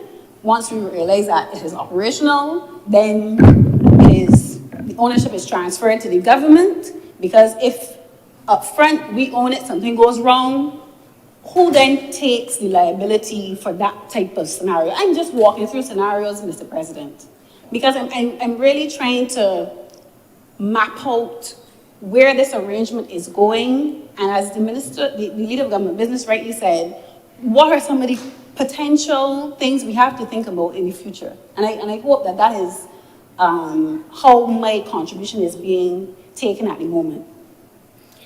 Sir, in addition to that, once that storage comes on stream, who then regulates it? The actual operations and regulations in relation to the storage. Is it the FTC? Is it the Rockefeller firm? I mean, I'm trying to really understand, sir, how this entire framework is going to be mapped out. Mr. President, and if, like Senator Malou, who spoke before me, if the government has identified a specific problem, which is unlocking the grid, that is the problem we're trying to solve with the amendment today. Why the carte blanche approach then to the legislation if there's a specific problem you're trying to solve with the amendment? Why not bring an amendment that allows for a clear understanding of what you are trying to do, given the problems that you have, just like the amendment we had in 2020 with the renewable energy producers? We defined them, Mr. President, we defined the grid, we defined, and then we outlined very clearly what the role of the FTC was in relation to the renewable energy producers. I, like Senator Malou, have my reservations about how broad this piece of legislation is. And if we are also saying that we don't know what will happen in the future, Mr. President, it then means we're bringing the legislation, one, where there's uncertainty. Two, Mr. President, we are now giving power to the minister in an environment that is already what I would call, from the outside, appears to be chaotic. Appears to be chaotic. And I understand why persons on the outside will have their reservations about why this bill should not be passed. Because, as I said earlier, Mr. President, there has been no real articulation of how consumers are benefiting. Now we're hearing there are international players who want to work with the government, and then the question would be, how do they benefit from working with us?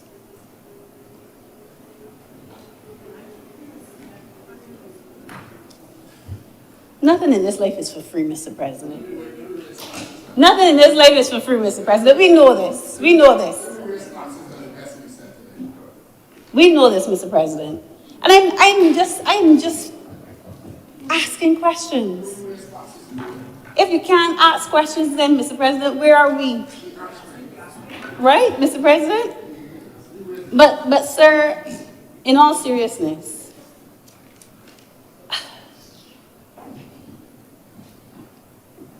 similar to what happened with the renewable energy policy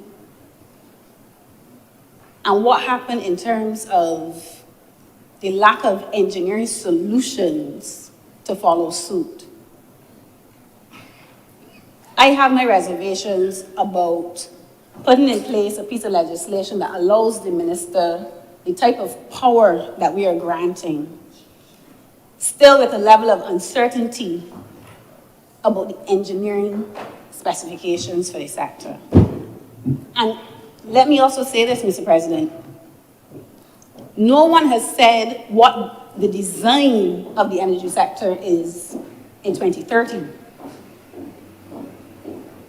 Telling me about your energy mix and how much renewable energy you want to have on the grid is one thing, but what is the design of the energy sector? Or is it continued that the utility has the largest share?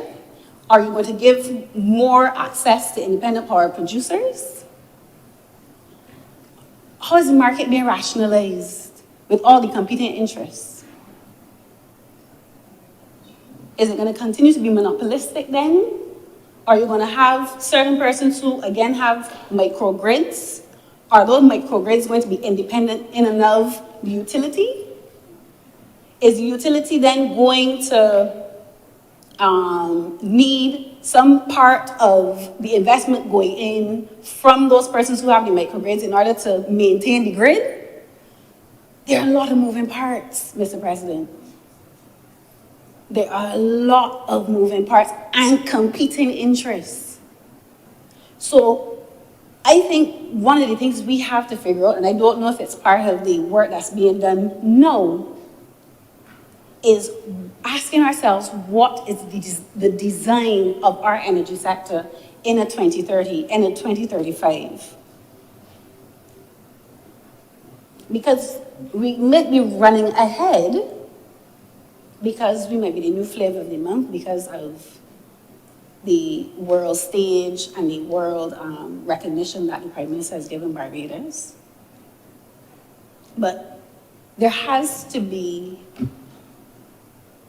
a technical understanding, I think, of where we are, where we want to go, and understanding what that design looks like, Mr. President.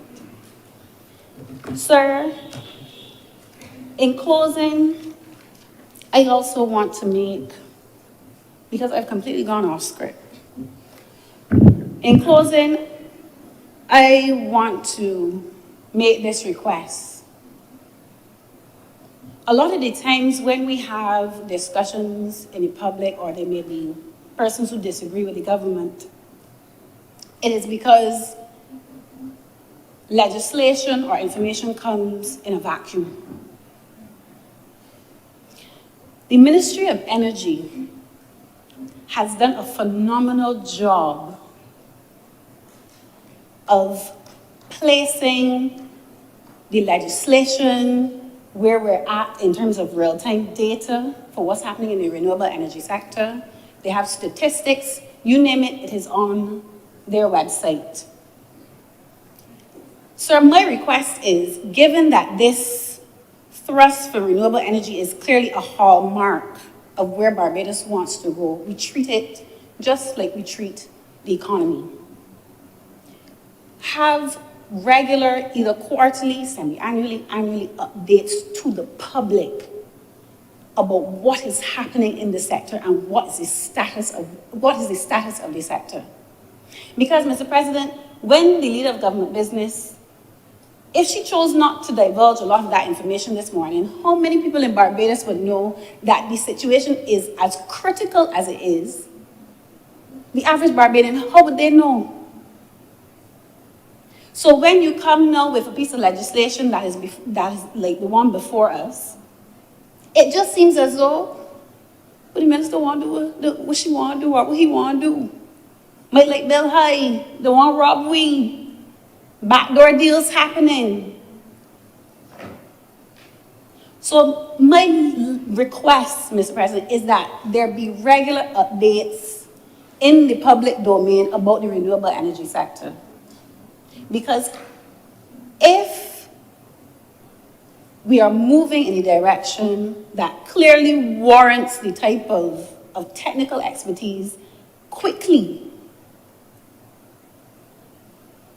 if we are in that type of situation, then we have to treat it then as such in terms of public information and dissemination of that information, Mr. President. Sir, I'm still in between minds about how I feel about the legislation. Despite knowing all of the technical, having an understanding of the technical challenges the sector is facing. But what I will say is, if competitive procurement is the way forward for storage, or rather a question, who has oversight over that? Who has the oversight over that? And further, is it applicable to such a small market like Barbados? Given that we know that when you have producers in one small market or providers in one small market, they collude on the price. So the head thing you're trying to avoid, the market colludes and prices increase, or everybody has a standard price. Ask anybody that owns a cell phone. They will tell you, there's no competition there, Mr. President. The market is too small. You go over at the red, they can give you one price, and the blue have the same price.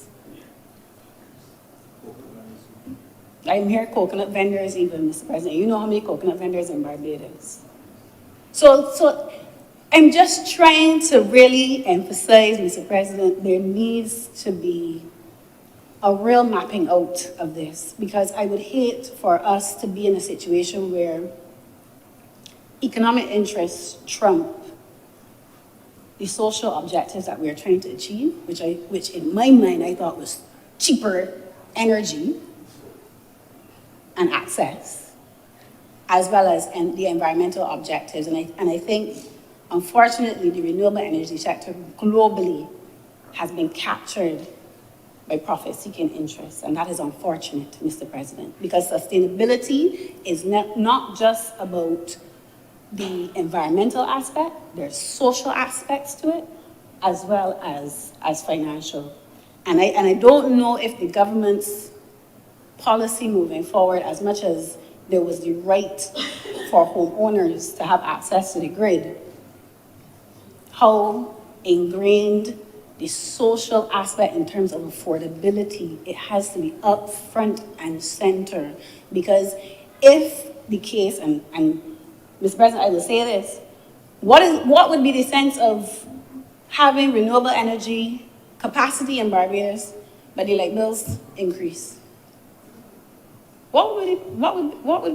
If the consumer does not benefit at the end of the day? That has to be at the center of all of this, because as much as we talk about clean energy and we're moving to renewables, Mr. President, our contribution is minuscule. So then what are our priorities? Is it greenhouse gas emissions at any cost? The reduction of greenhouse gas emissions at any cost that get passed on to the consumer? Or is it making sure that consumers in Barbados get the most affordable deal when it comes to electricity and energy? Mr. President, I'm obliged to you. Thank you very much, Senator Driggs. Speakers, Senator Nichols.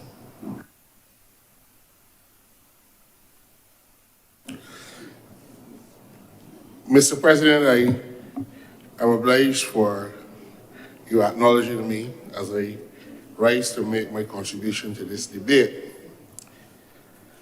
And sir, I listened very carefully to the last two speakers, and the concerns that they raised, I find entirely legitimate, and I would try my best to answer some of the concerns that they have raised these important issues within the public domain. Sir, in my preparation for this debate, I had the opportunity, sir, to revisit the Fair Trading Commission decision on energy storage framework and tariffs, a decision that came out on the 28th of June, 2023. And the FTC in that decision made reference to the revisit of the legislation and the powers that are pertaining to the minister and the commission in very much the same way that we are amending this legislation or purporting to amend the legislation today. And I will come to that in a little bit more detail.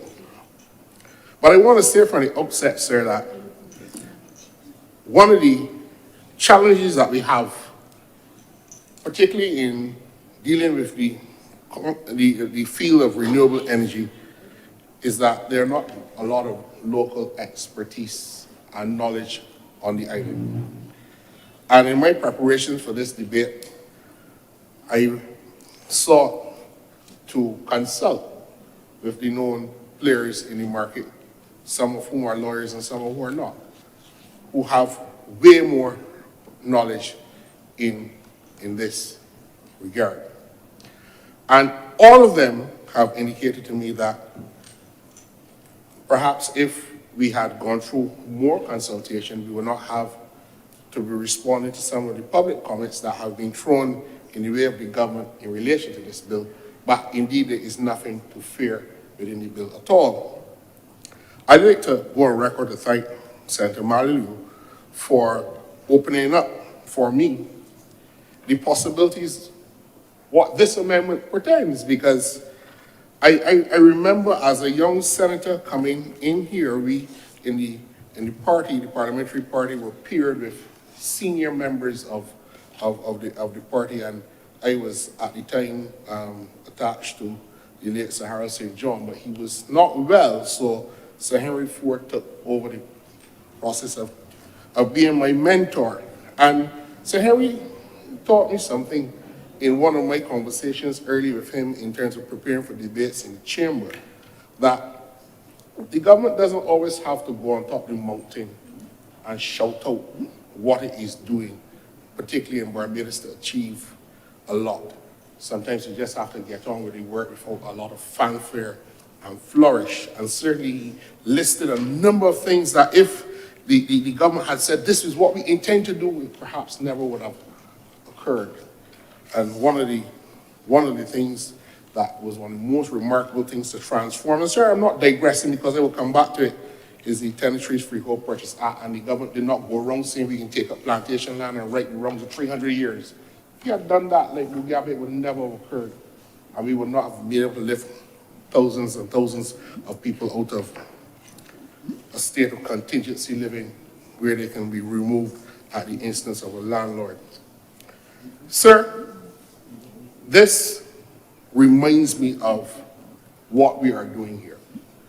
And this is an amendment, this bill before the chamber is to amend Section 37 of the Utilities Regulations Act. And Senator Malu is right, there is provision for exemptions from the regulatory process under the FTC in the Act. And that the one that is being done under this amendment is similar to the one that was done in 2019, which was not in the original Act when it was passed 23 years ago, in 2000. That is correct. But I want to say to Senator Maliu that the mechanism in Section 37 is not the only basis for exemption from the regulatory process. And what the government is doing is adding another mechanism. So that to suggest that it is not the same as the original doesn't mean that it's nefarious or that is wrong. And I'm not saying that Senator Maliu suggested that, but some people hearing him might think that this is going outside the scope of the original legislation, but it is. That is the intention. And I cannot think of a better mechanism to determine the exemption from the regulatory process than something that is guided by the public interest. And I thank him for opening up. And I would go back now to why I recall the advice from Sir Henry, because it seems to me that without any fanfare, and I think the minister may quietly chastise me for saying this, but without any fanfare, it seems to me that this is the type of measure, legislatively, that can force the current service provider or the large dominant service provider, driven by the shareholder that has no interest or concern for the Barbadian public other than paying more increased rates.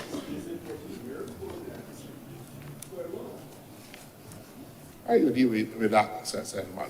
But it seems to me that that this is a measure that can afford greater protection for the public interest by the minister taking the necessary action. But I want to go through Section 37 because it seems that all you have to do is say you're giving the minister power and therefore that this is a kind of boogeyman that you need to frighten people with, right? Section 37 provides that, first of all, a service provider may apply to the FTC to be exempted from an application. So service provider can make an application to the FTC. And the FTC should consider whether the utility service supplied by the service provider should be exempted and makes recommendations to the minister in relation to that exemption. That is the first provision in Section 37. It involves the minister within the process of the granting an exemption to the supply of a utility service. So that the notion that the government is now trying to do something that creates this all-powerful minister is wrong. It was there from the inception. And the service provider under Section 37, subsection 1, can make that application on their own accord. And the commission makes the recommendation to the minister. This was always in the original legislation. What Senator Malu drew our attention to, Mr. President, is that the consideration is where the service provider is effectively, the utility service supplied by the service provider is effectively competitive. That was the original consideration that led to an exemption from the utility regulatory framework under this legislation. In 2019, Mr. President, Parliament included a different category where the minister, on the recommendation of the commission, again, on the recommendation of the commission, or on his own initiative, exempt the utility service supplied by a service provider or part of that utility service from an application of all or any of the provisions of the Act, where the minister is satisfied that the exemption is required in the public interest. This was done in 2019, passed in Parliament. So that while Senator Malu, Mr. President, is correct to say that it is a different criteria from that originally settled in the legislation, that is not to suggest that because government did it in 2019 and now doing it again in relation to the supply of electricity from a renewable energy resource, that the government is doing something wrong. All that is happening here is that given the knowledge and experiences that we have gathered in relation to the renewable energy sector in Barbados. Mr. President. And what do you write, Senator? On a point of order, sir. At no point during my presentation did I at any point suggest, infer, imply that the government was doing anything of the sort. And to use those words in relation to my speech is not in good order, sir. Actually, yes, you are correct. You did raise concerns of the potential of future governments, but you were quite clear that the government was not doing anything wrong. Senator Nichols, you will withdraw and move forward. I am guided by you, Mr. President, but I certainly did not even intend to say that he was saying that, because I carefully took note of what he was saying. And I have my own response to how we can deal with the situation of the abuses by future governments. So that was not the intent. So I apologize unreservedly if you took that as the comment I was making. When I said anything wrong, I'm not talking about misusing the powers in the Act. I'm talking about anything wrong in terms of bringing the amendment. That is what I meant, Mr. President. So I was not attributing any comment directly to Senator Maliu in that regard. I'm talking about government being wrong in bringing the amendment and the suggestion that this amendment is not needed. Therefore, that is where the wrong that I alluded to. So perhaps I needed to be a little more clearer in my indication. But sir, the point that I am making, sir, is that one must not go away with the view that government is now suddenly coming, as I heard one commentator say, at Christmas, when everybody is busy, to slip in this thing to create this all-powerful minister. From the inception, section 37 of the substantive legislation included a provision for a service provider to apply to the commission for an exemption, and the commission to make recommendation to the minister who would determine whether to grant or refuse that application. From the inception, sir. So I want to just to suggest to all of those, perhaps I will not refer to anybody else, because I don't have any particular reason to be vexed with anybody in here, or at all. But to suggest, Mr. President, that because the public interest criteria is being added to this legislation is something now sinister, and that is something now wrong, is again to mischaracterize or to misconstrue the ambit of the original provision within its legislative context. And that is the point that I am trying to make. Now, the government does not need, as has been suggested, to set out the subsections of the legislation to determine public interest. Public interest is public interest. And it is a legislative and legal term that is used in a broad and a liberal way. We can determine what the public interest will be in all times, at all times, and in all places. And certainly, it is a drafting term or legal term that is used by draftsmen in legislation to give the ability of the legislation to cover any number of circumstances. So in this Fair Trading Commission decision issued this year, Mr. President, the Fair Trading Commission signaled that government might have to revisit this legislation and make the provision which we are here today doing. The FTC, sir. But you know what happens in our country or in our societies where we have too few people who spend the time to do the necessary research or to bring themselves up to speed or to engage persons who know. They're like when the media drop a mic in front of them. Scratch the surface and move on, throw a political barb, and all of a sudden we hear that the government is now trying to mash up the FTC and create an all-powerful minister. And in an era where social media headlines, because you will go on social media and see Senator Nichols said something in the Senate, but not the context. And then all the comment section come down without reading the Fair Trading Commission decision on energy storage tariffs, energy storage framework and tariffs, June 28, 2023. The genesis of the amendment before this year. Because the Fair Trading Commission does not have the capacity. When we read this decision, the Fair Trading Commission is talking about pilot studies for four years.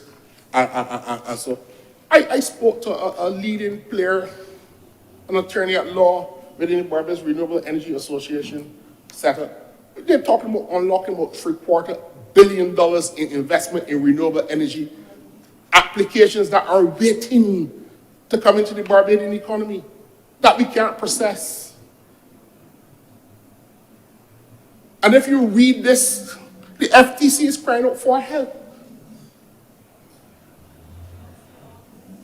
So that as a government, are we to know to sit down and say, well, look, almost $1 billion in investment in the sector locked up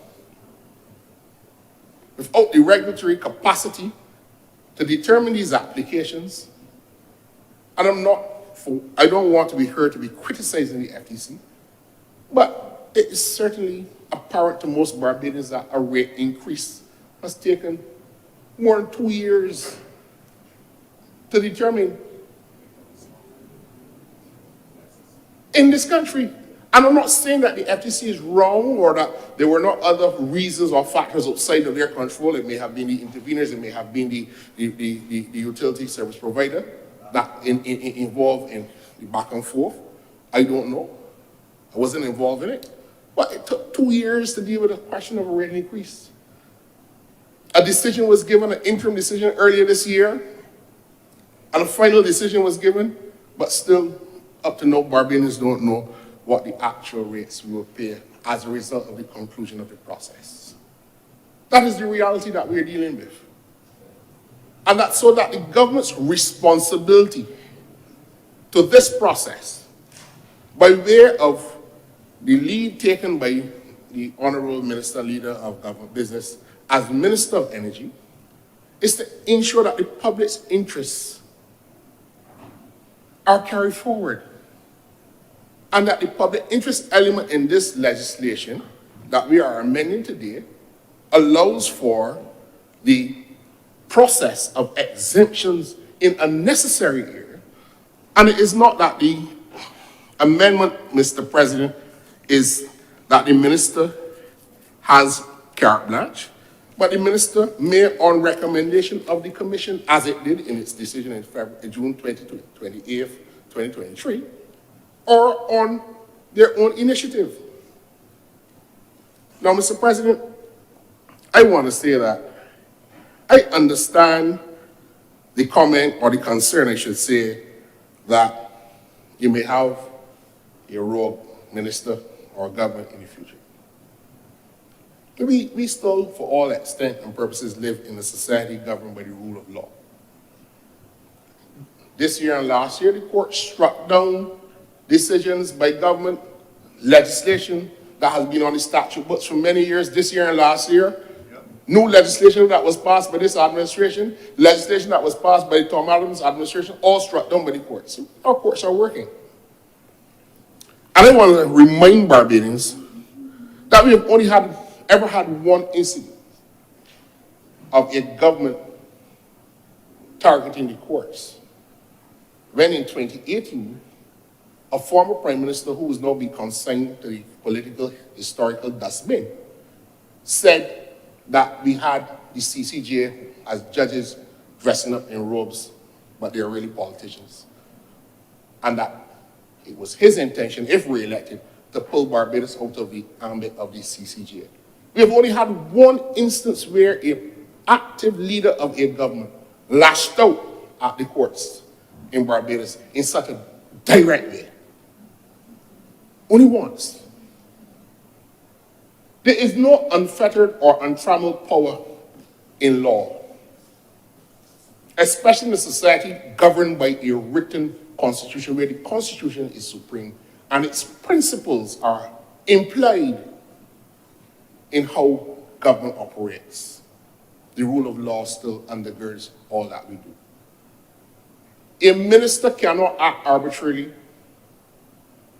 A minister cannot act on irrelevant considerations or refuse to take relevant considerations into account. A minister cannot exercise any powers under law in a manner without consulting persons that ought to be consulted, even if the legislation does not delineate the persons to whom consultation must ensue. The minister cannot act in breach of the rules of natural justice or in breach of the principles that would undergird a legitimate expectation based on a past promise or past practice, where the legitimate expectation is engendered by that practice or promise. So that no power given to anyone, be it the minister or the FTC for that matter, is unreviewable by the courts. And I'm not saying so just because I practice in those courts. But sometimes we have to be reminded that when Parliament devolves power unto certain persons, whether it be the minister or institutions, that they don't have the ability to act as they like, as we say in Barbados. So that this notion that we're creating this all-powerful minister, where these powers are not attenuated by any reasonable measure, is akin, in my view, to the story we learn as children when Chicken Little get hit by the acorn and run around and tell everybody that the sky is falling on our heads. And that hysteria is done to generate a headline and a byline about what government is doing for purposes of mischief, and mischief only, without taking time to consider the rationale behind the amendment. Now, today, the Barbados Renewable Energy Association said very clearly they're in favor of this.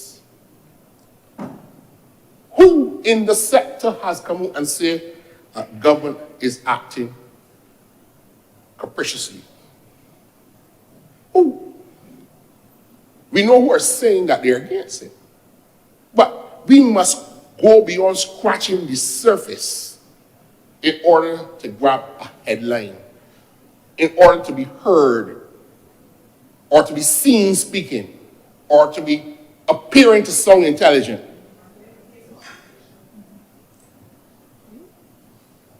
And understand what is at stake.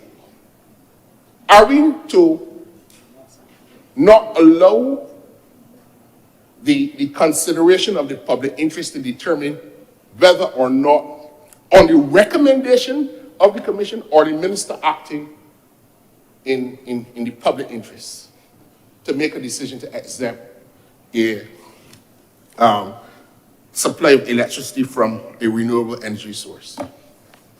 The technology is unfolding. Last year, or 2 years ago, I would dare say, Mr. President, in 2019, when the last set of amendments were made to this act, the technology was not there at commercial scale to deal with battery storage. It was not. Let us be real, this technology is fast moving and evolving and improving. And it has its attendant dangers and it has its attendant challenges, the technology that is. But what are we to do? For 10 years, this country didn't even have a Ministry of Energy. For 10 years, there was no direct policy with attention to the whole concept of the energy needs of this country. And I stand here, sir, today, proud of my former schoolmate and colleague who gave clarity as to the purpose of this legislation. So, sir, I don't fear the amendment. The powers given to the minister, as I said, have been there from the inception.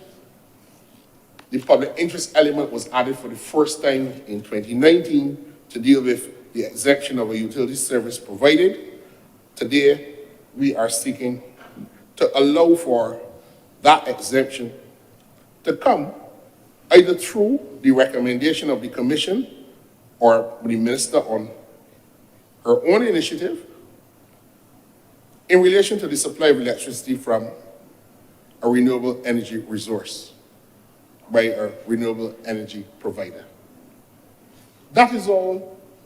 That is all. That is all. Mr. President, I'm obliged to you. Thank you very much, Senator Nichols. Speakers, Senator King. Thank you very much, Mr. President. I want to pick up from where Senator Nichols left off. One of the first things that I would have encountered in the very first cabinet meeting, it went something like this: what are you seeking to do? Why are you seeking to do it? And how are you seeking to achieve it? That stuck with me from day one. Why, what, why, and how. This is a case of us being challenged to answer those three questions where this is concerned. And I perfectly understand why some of the doubt, some of the fear within the public sphere comes about. And I think we mentioned it earlier, but I would want to reiterate that sometimes in our attempt to get things done, which are to the benefit of the country as a whole, the communication between those charged or responsible with getting it done and those within the public domain, sometimes the communication is not as effective as it can be. And I believe that this is one of those occasions where persons seeking mileage at this particular point in time for their own careers or their own benefits use this occasion to put fear in the public domain. Mr. President, there are three things about fear that I would like to share here. I've shared one on a previous time, but there are three things I want to share here. Fear. F-E-A-R. Think about it. You got false evidence appearing real. And sometimes you can forget everything and run. Or you can face everything and rise. You have to choose which of those three you're going to do. This is the occasion for me, for us, to face everything and rise. There are challenges within the sector. There will be challenges anyhow, because we have to be realistic. We are not in the forefront of any technologies anywhere in the world. We have to wait and then get involved at the back end. It's not what we do as small and developing states. We just don't have the capacities yet.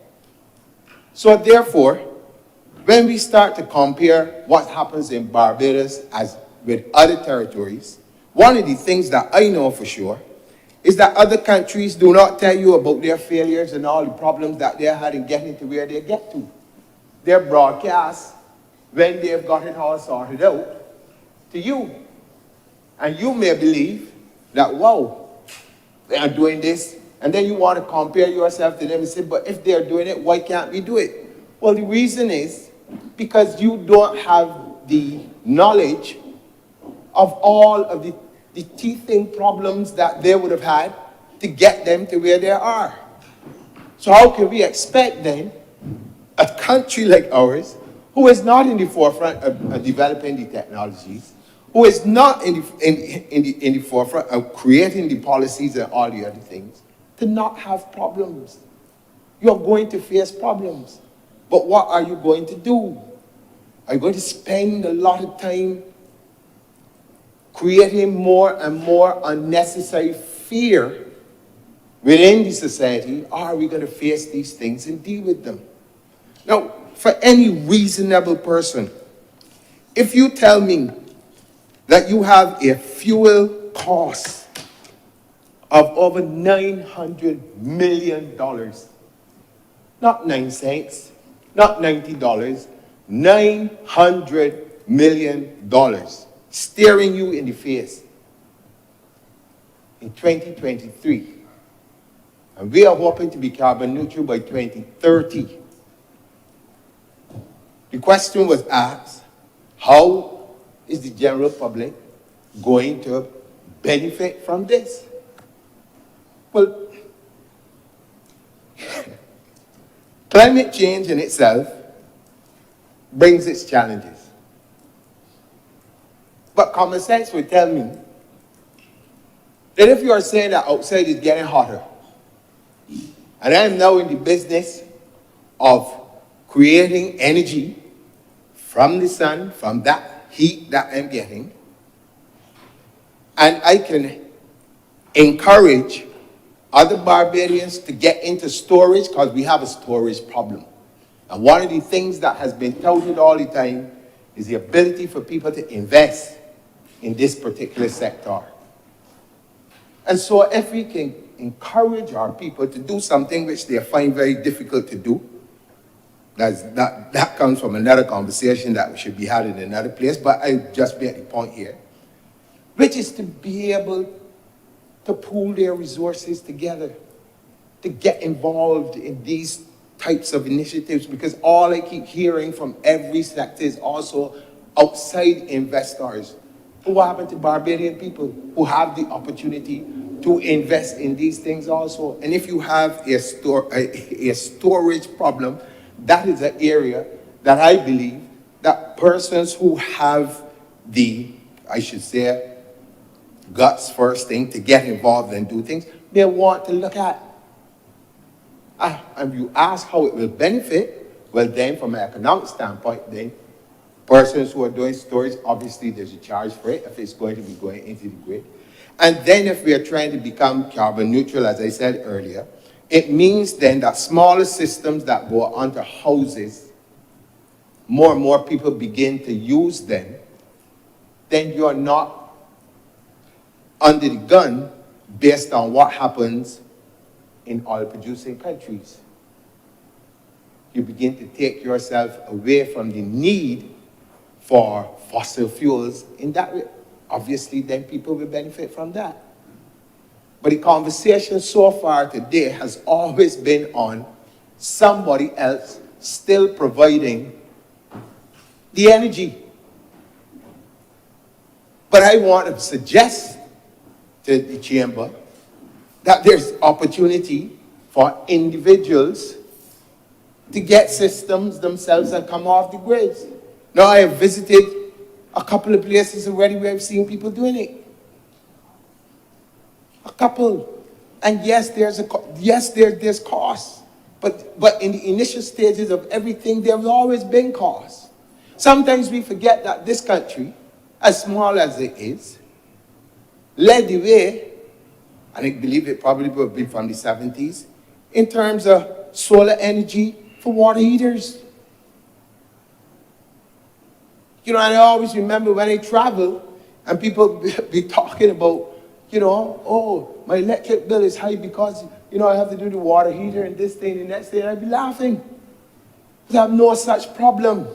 So if you can see it from that small standpoint, in terms of a solar water heater and how it would have reduced your cost in terms of energy when you were using electrical ones, then you can think about this in a macro way, that if we get this right, if we can get these things done quickly, we can achieve what it is we set out from the beginning to, by 2030, to become carbon neutral and get these things done.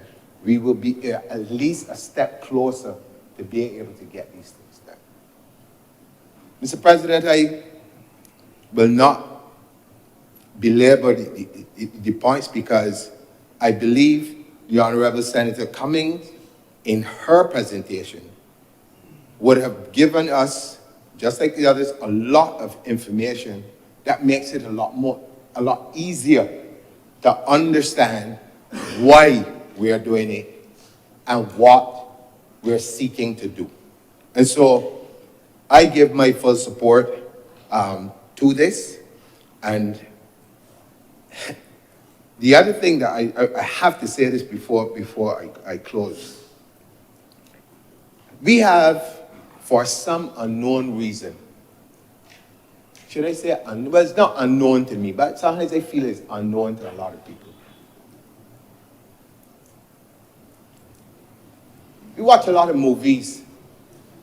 And if you watch any amount of Hollywood movies, they always, 99.99% of the time, present politicians as being either corrupt, inept, all these things. And if you watch these things all the time, you actually digest it and believe that this is how all politicians are. Based on something that you are constantly fed all the time. Boom, boom, boom, boom, boom. It will put you in a position where no matter who forms a government in Barbados, no matter that you personally, in a small island like this, will probably know every single one of them in some form, shape, or fashion. You went to school with them, so you work with them in other jobs, you live near to them, you might be involved with somebody, cousin or something. There's some sort of a connection. But as soon as they become politicians, they become alien. Then everybody knows what they're capable of doing that is extremely bad. Nobody remembers that this is a person that you grew up with, or you knew, or you have seen, or you interacted with for years. But all of a sudden, they take on the devil out of hell. No, this, Mr. President, this is a madness. Because I got that serious. This is a madness. Now, why would the Honourable, and I'm going to, excuse me for, you don't get the title yet as such, man, but I'm calling you Honourable Lisa Cummings, as the minister, put herself in a position where the general public, as has been done to other persons on numerous occasions, put herself in a position where the general public can come up with all kinds of negative things that she's doing without any concern for how it affects her family, her children, nobody. This kind of madness, if it is for political gain, if it is for whatever, at some point in time, someone has to have enough guts to challenge it. Because I'm a firm believer, if a person is wrong, you have the right to say they are wrong. And if they're wrong, they face the consequences of being wrong. But for us to believe that a minister, regardless of who the minister is, and Senator Nichols made the point, can just get up in the morning and decide that he or she is going to do X, Y, Z, and not have to bear in mind that he or she represents a government, except a country, is, as my father would say, kind of jot too far. It cannot work. It doesn't work so in the real world. And even if we brought it down to the nitty-gritty, with the real things this be, do you think a person's colleagues can sit down and allow a one man or a one woman to cause them angst or shame or to lose a government? Let's get real. It's not going to happen. You ain't going to let it happen in your house with your children. You ain't going to let it happen. You ain't going to let it happen. First thing parents tell you, find time you leave door. You stop put you there, don't know that make me shame. Do you think that a politician can make these kind of decisions on their own. And they answer to who? Impossible.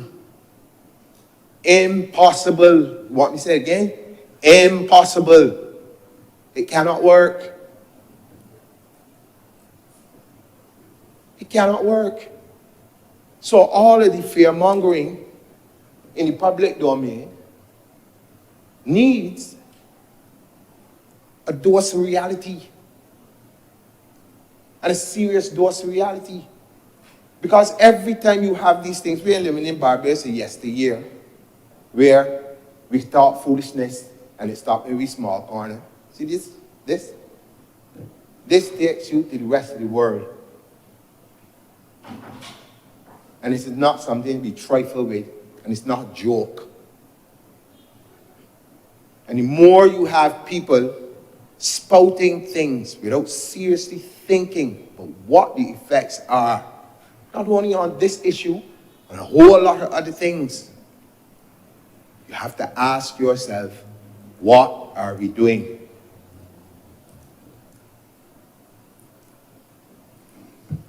All of us here on this matter, Mr. President, is that I am 100% clear in my mind that the measures and the amendment that is being asked to be done will benefit the sector, and I can see clearly how the speed of doing business and getting things done will move us from what sometimes can be seen as a snail pace within which things in this region operate at, to move us to a place where we can all benefit from what I always call the God-given things that we have: the sun, the wind, the sea, all these other things. And it is not just in terms of, how should I say, the energy alone, but this translates to a lot of the other things, sometimes tangible and intangible things that are benefits that people will have. And so, Mr. President, I am obliged to you for allowing me this time. Thank you. Thank you very much, Senator King. Senator Cummings. Mr. President, I beg to move the suspension of this sitting of the Honourable Senate for 1 hour for lunch, to return at 5 minutes before 3 p.m. The question is that this sitting be suspended until 2:55 p.m. today. Honourable senators in favor, please say aye. Aye. Those against, please say no. The things the ayes have it. The sitting is therefore suspended until 2:55 p.m. today.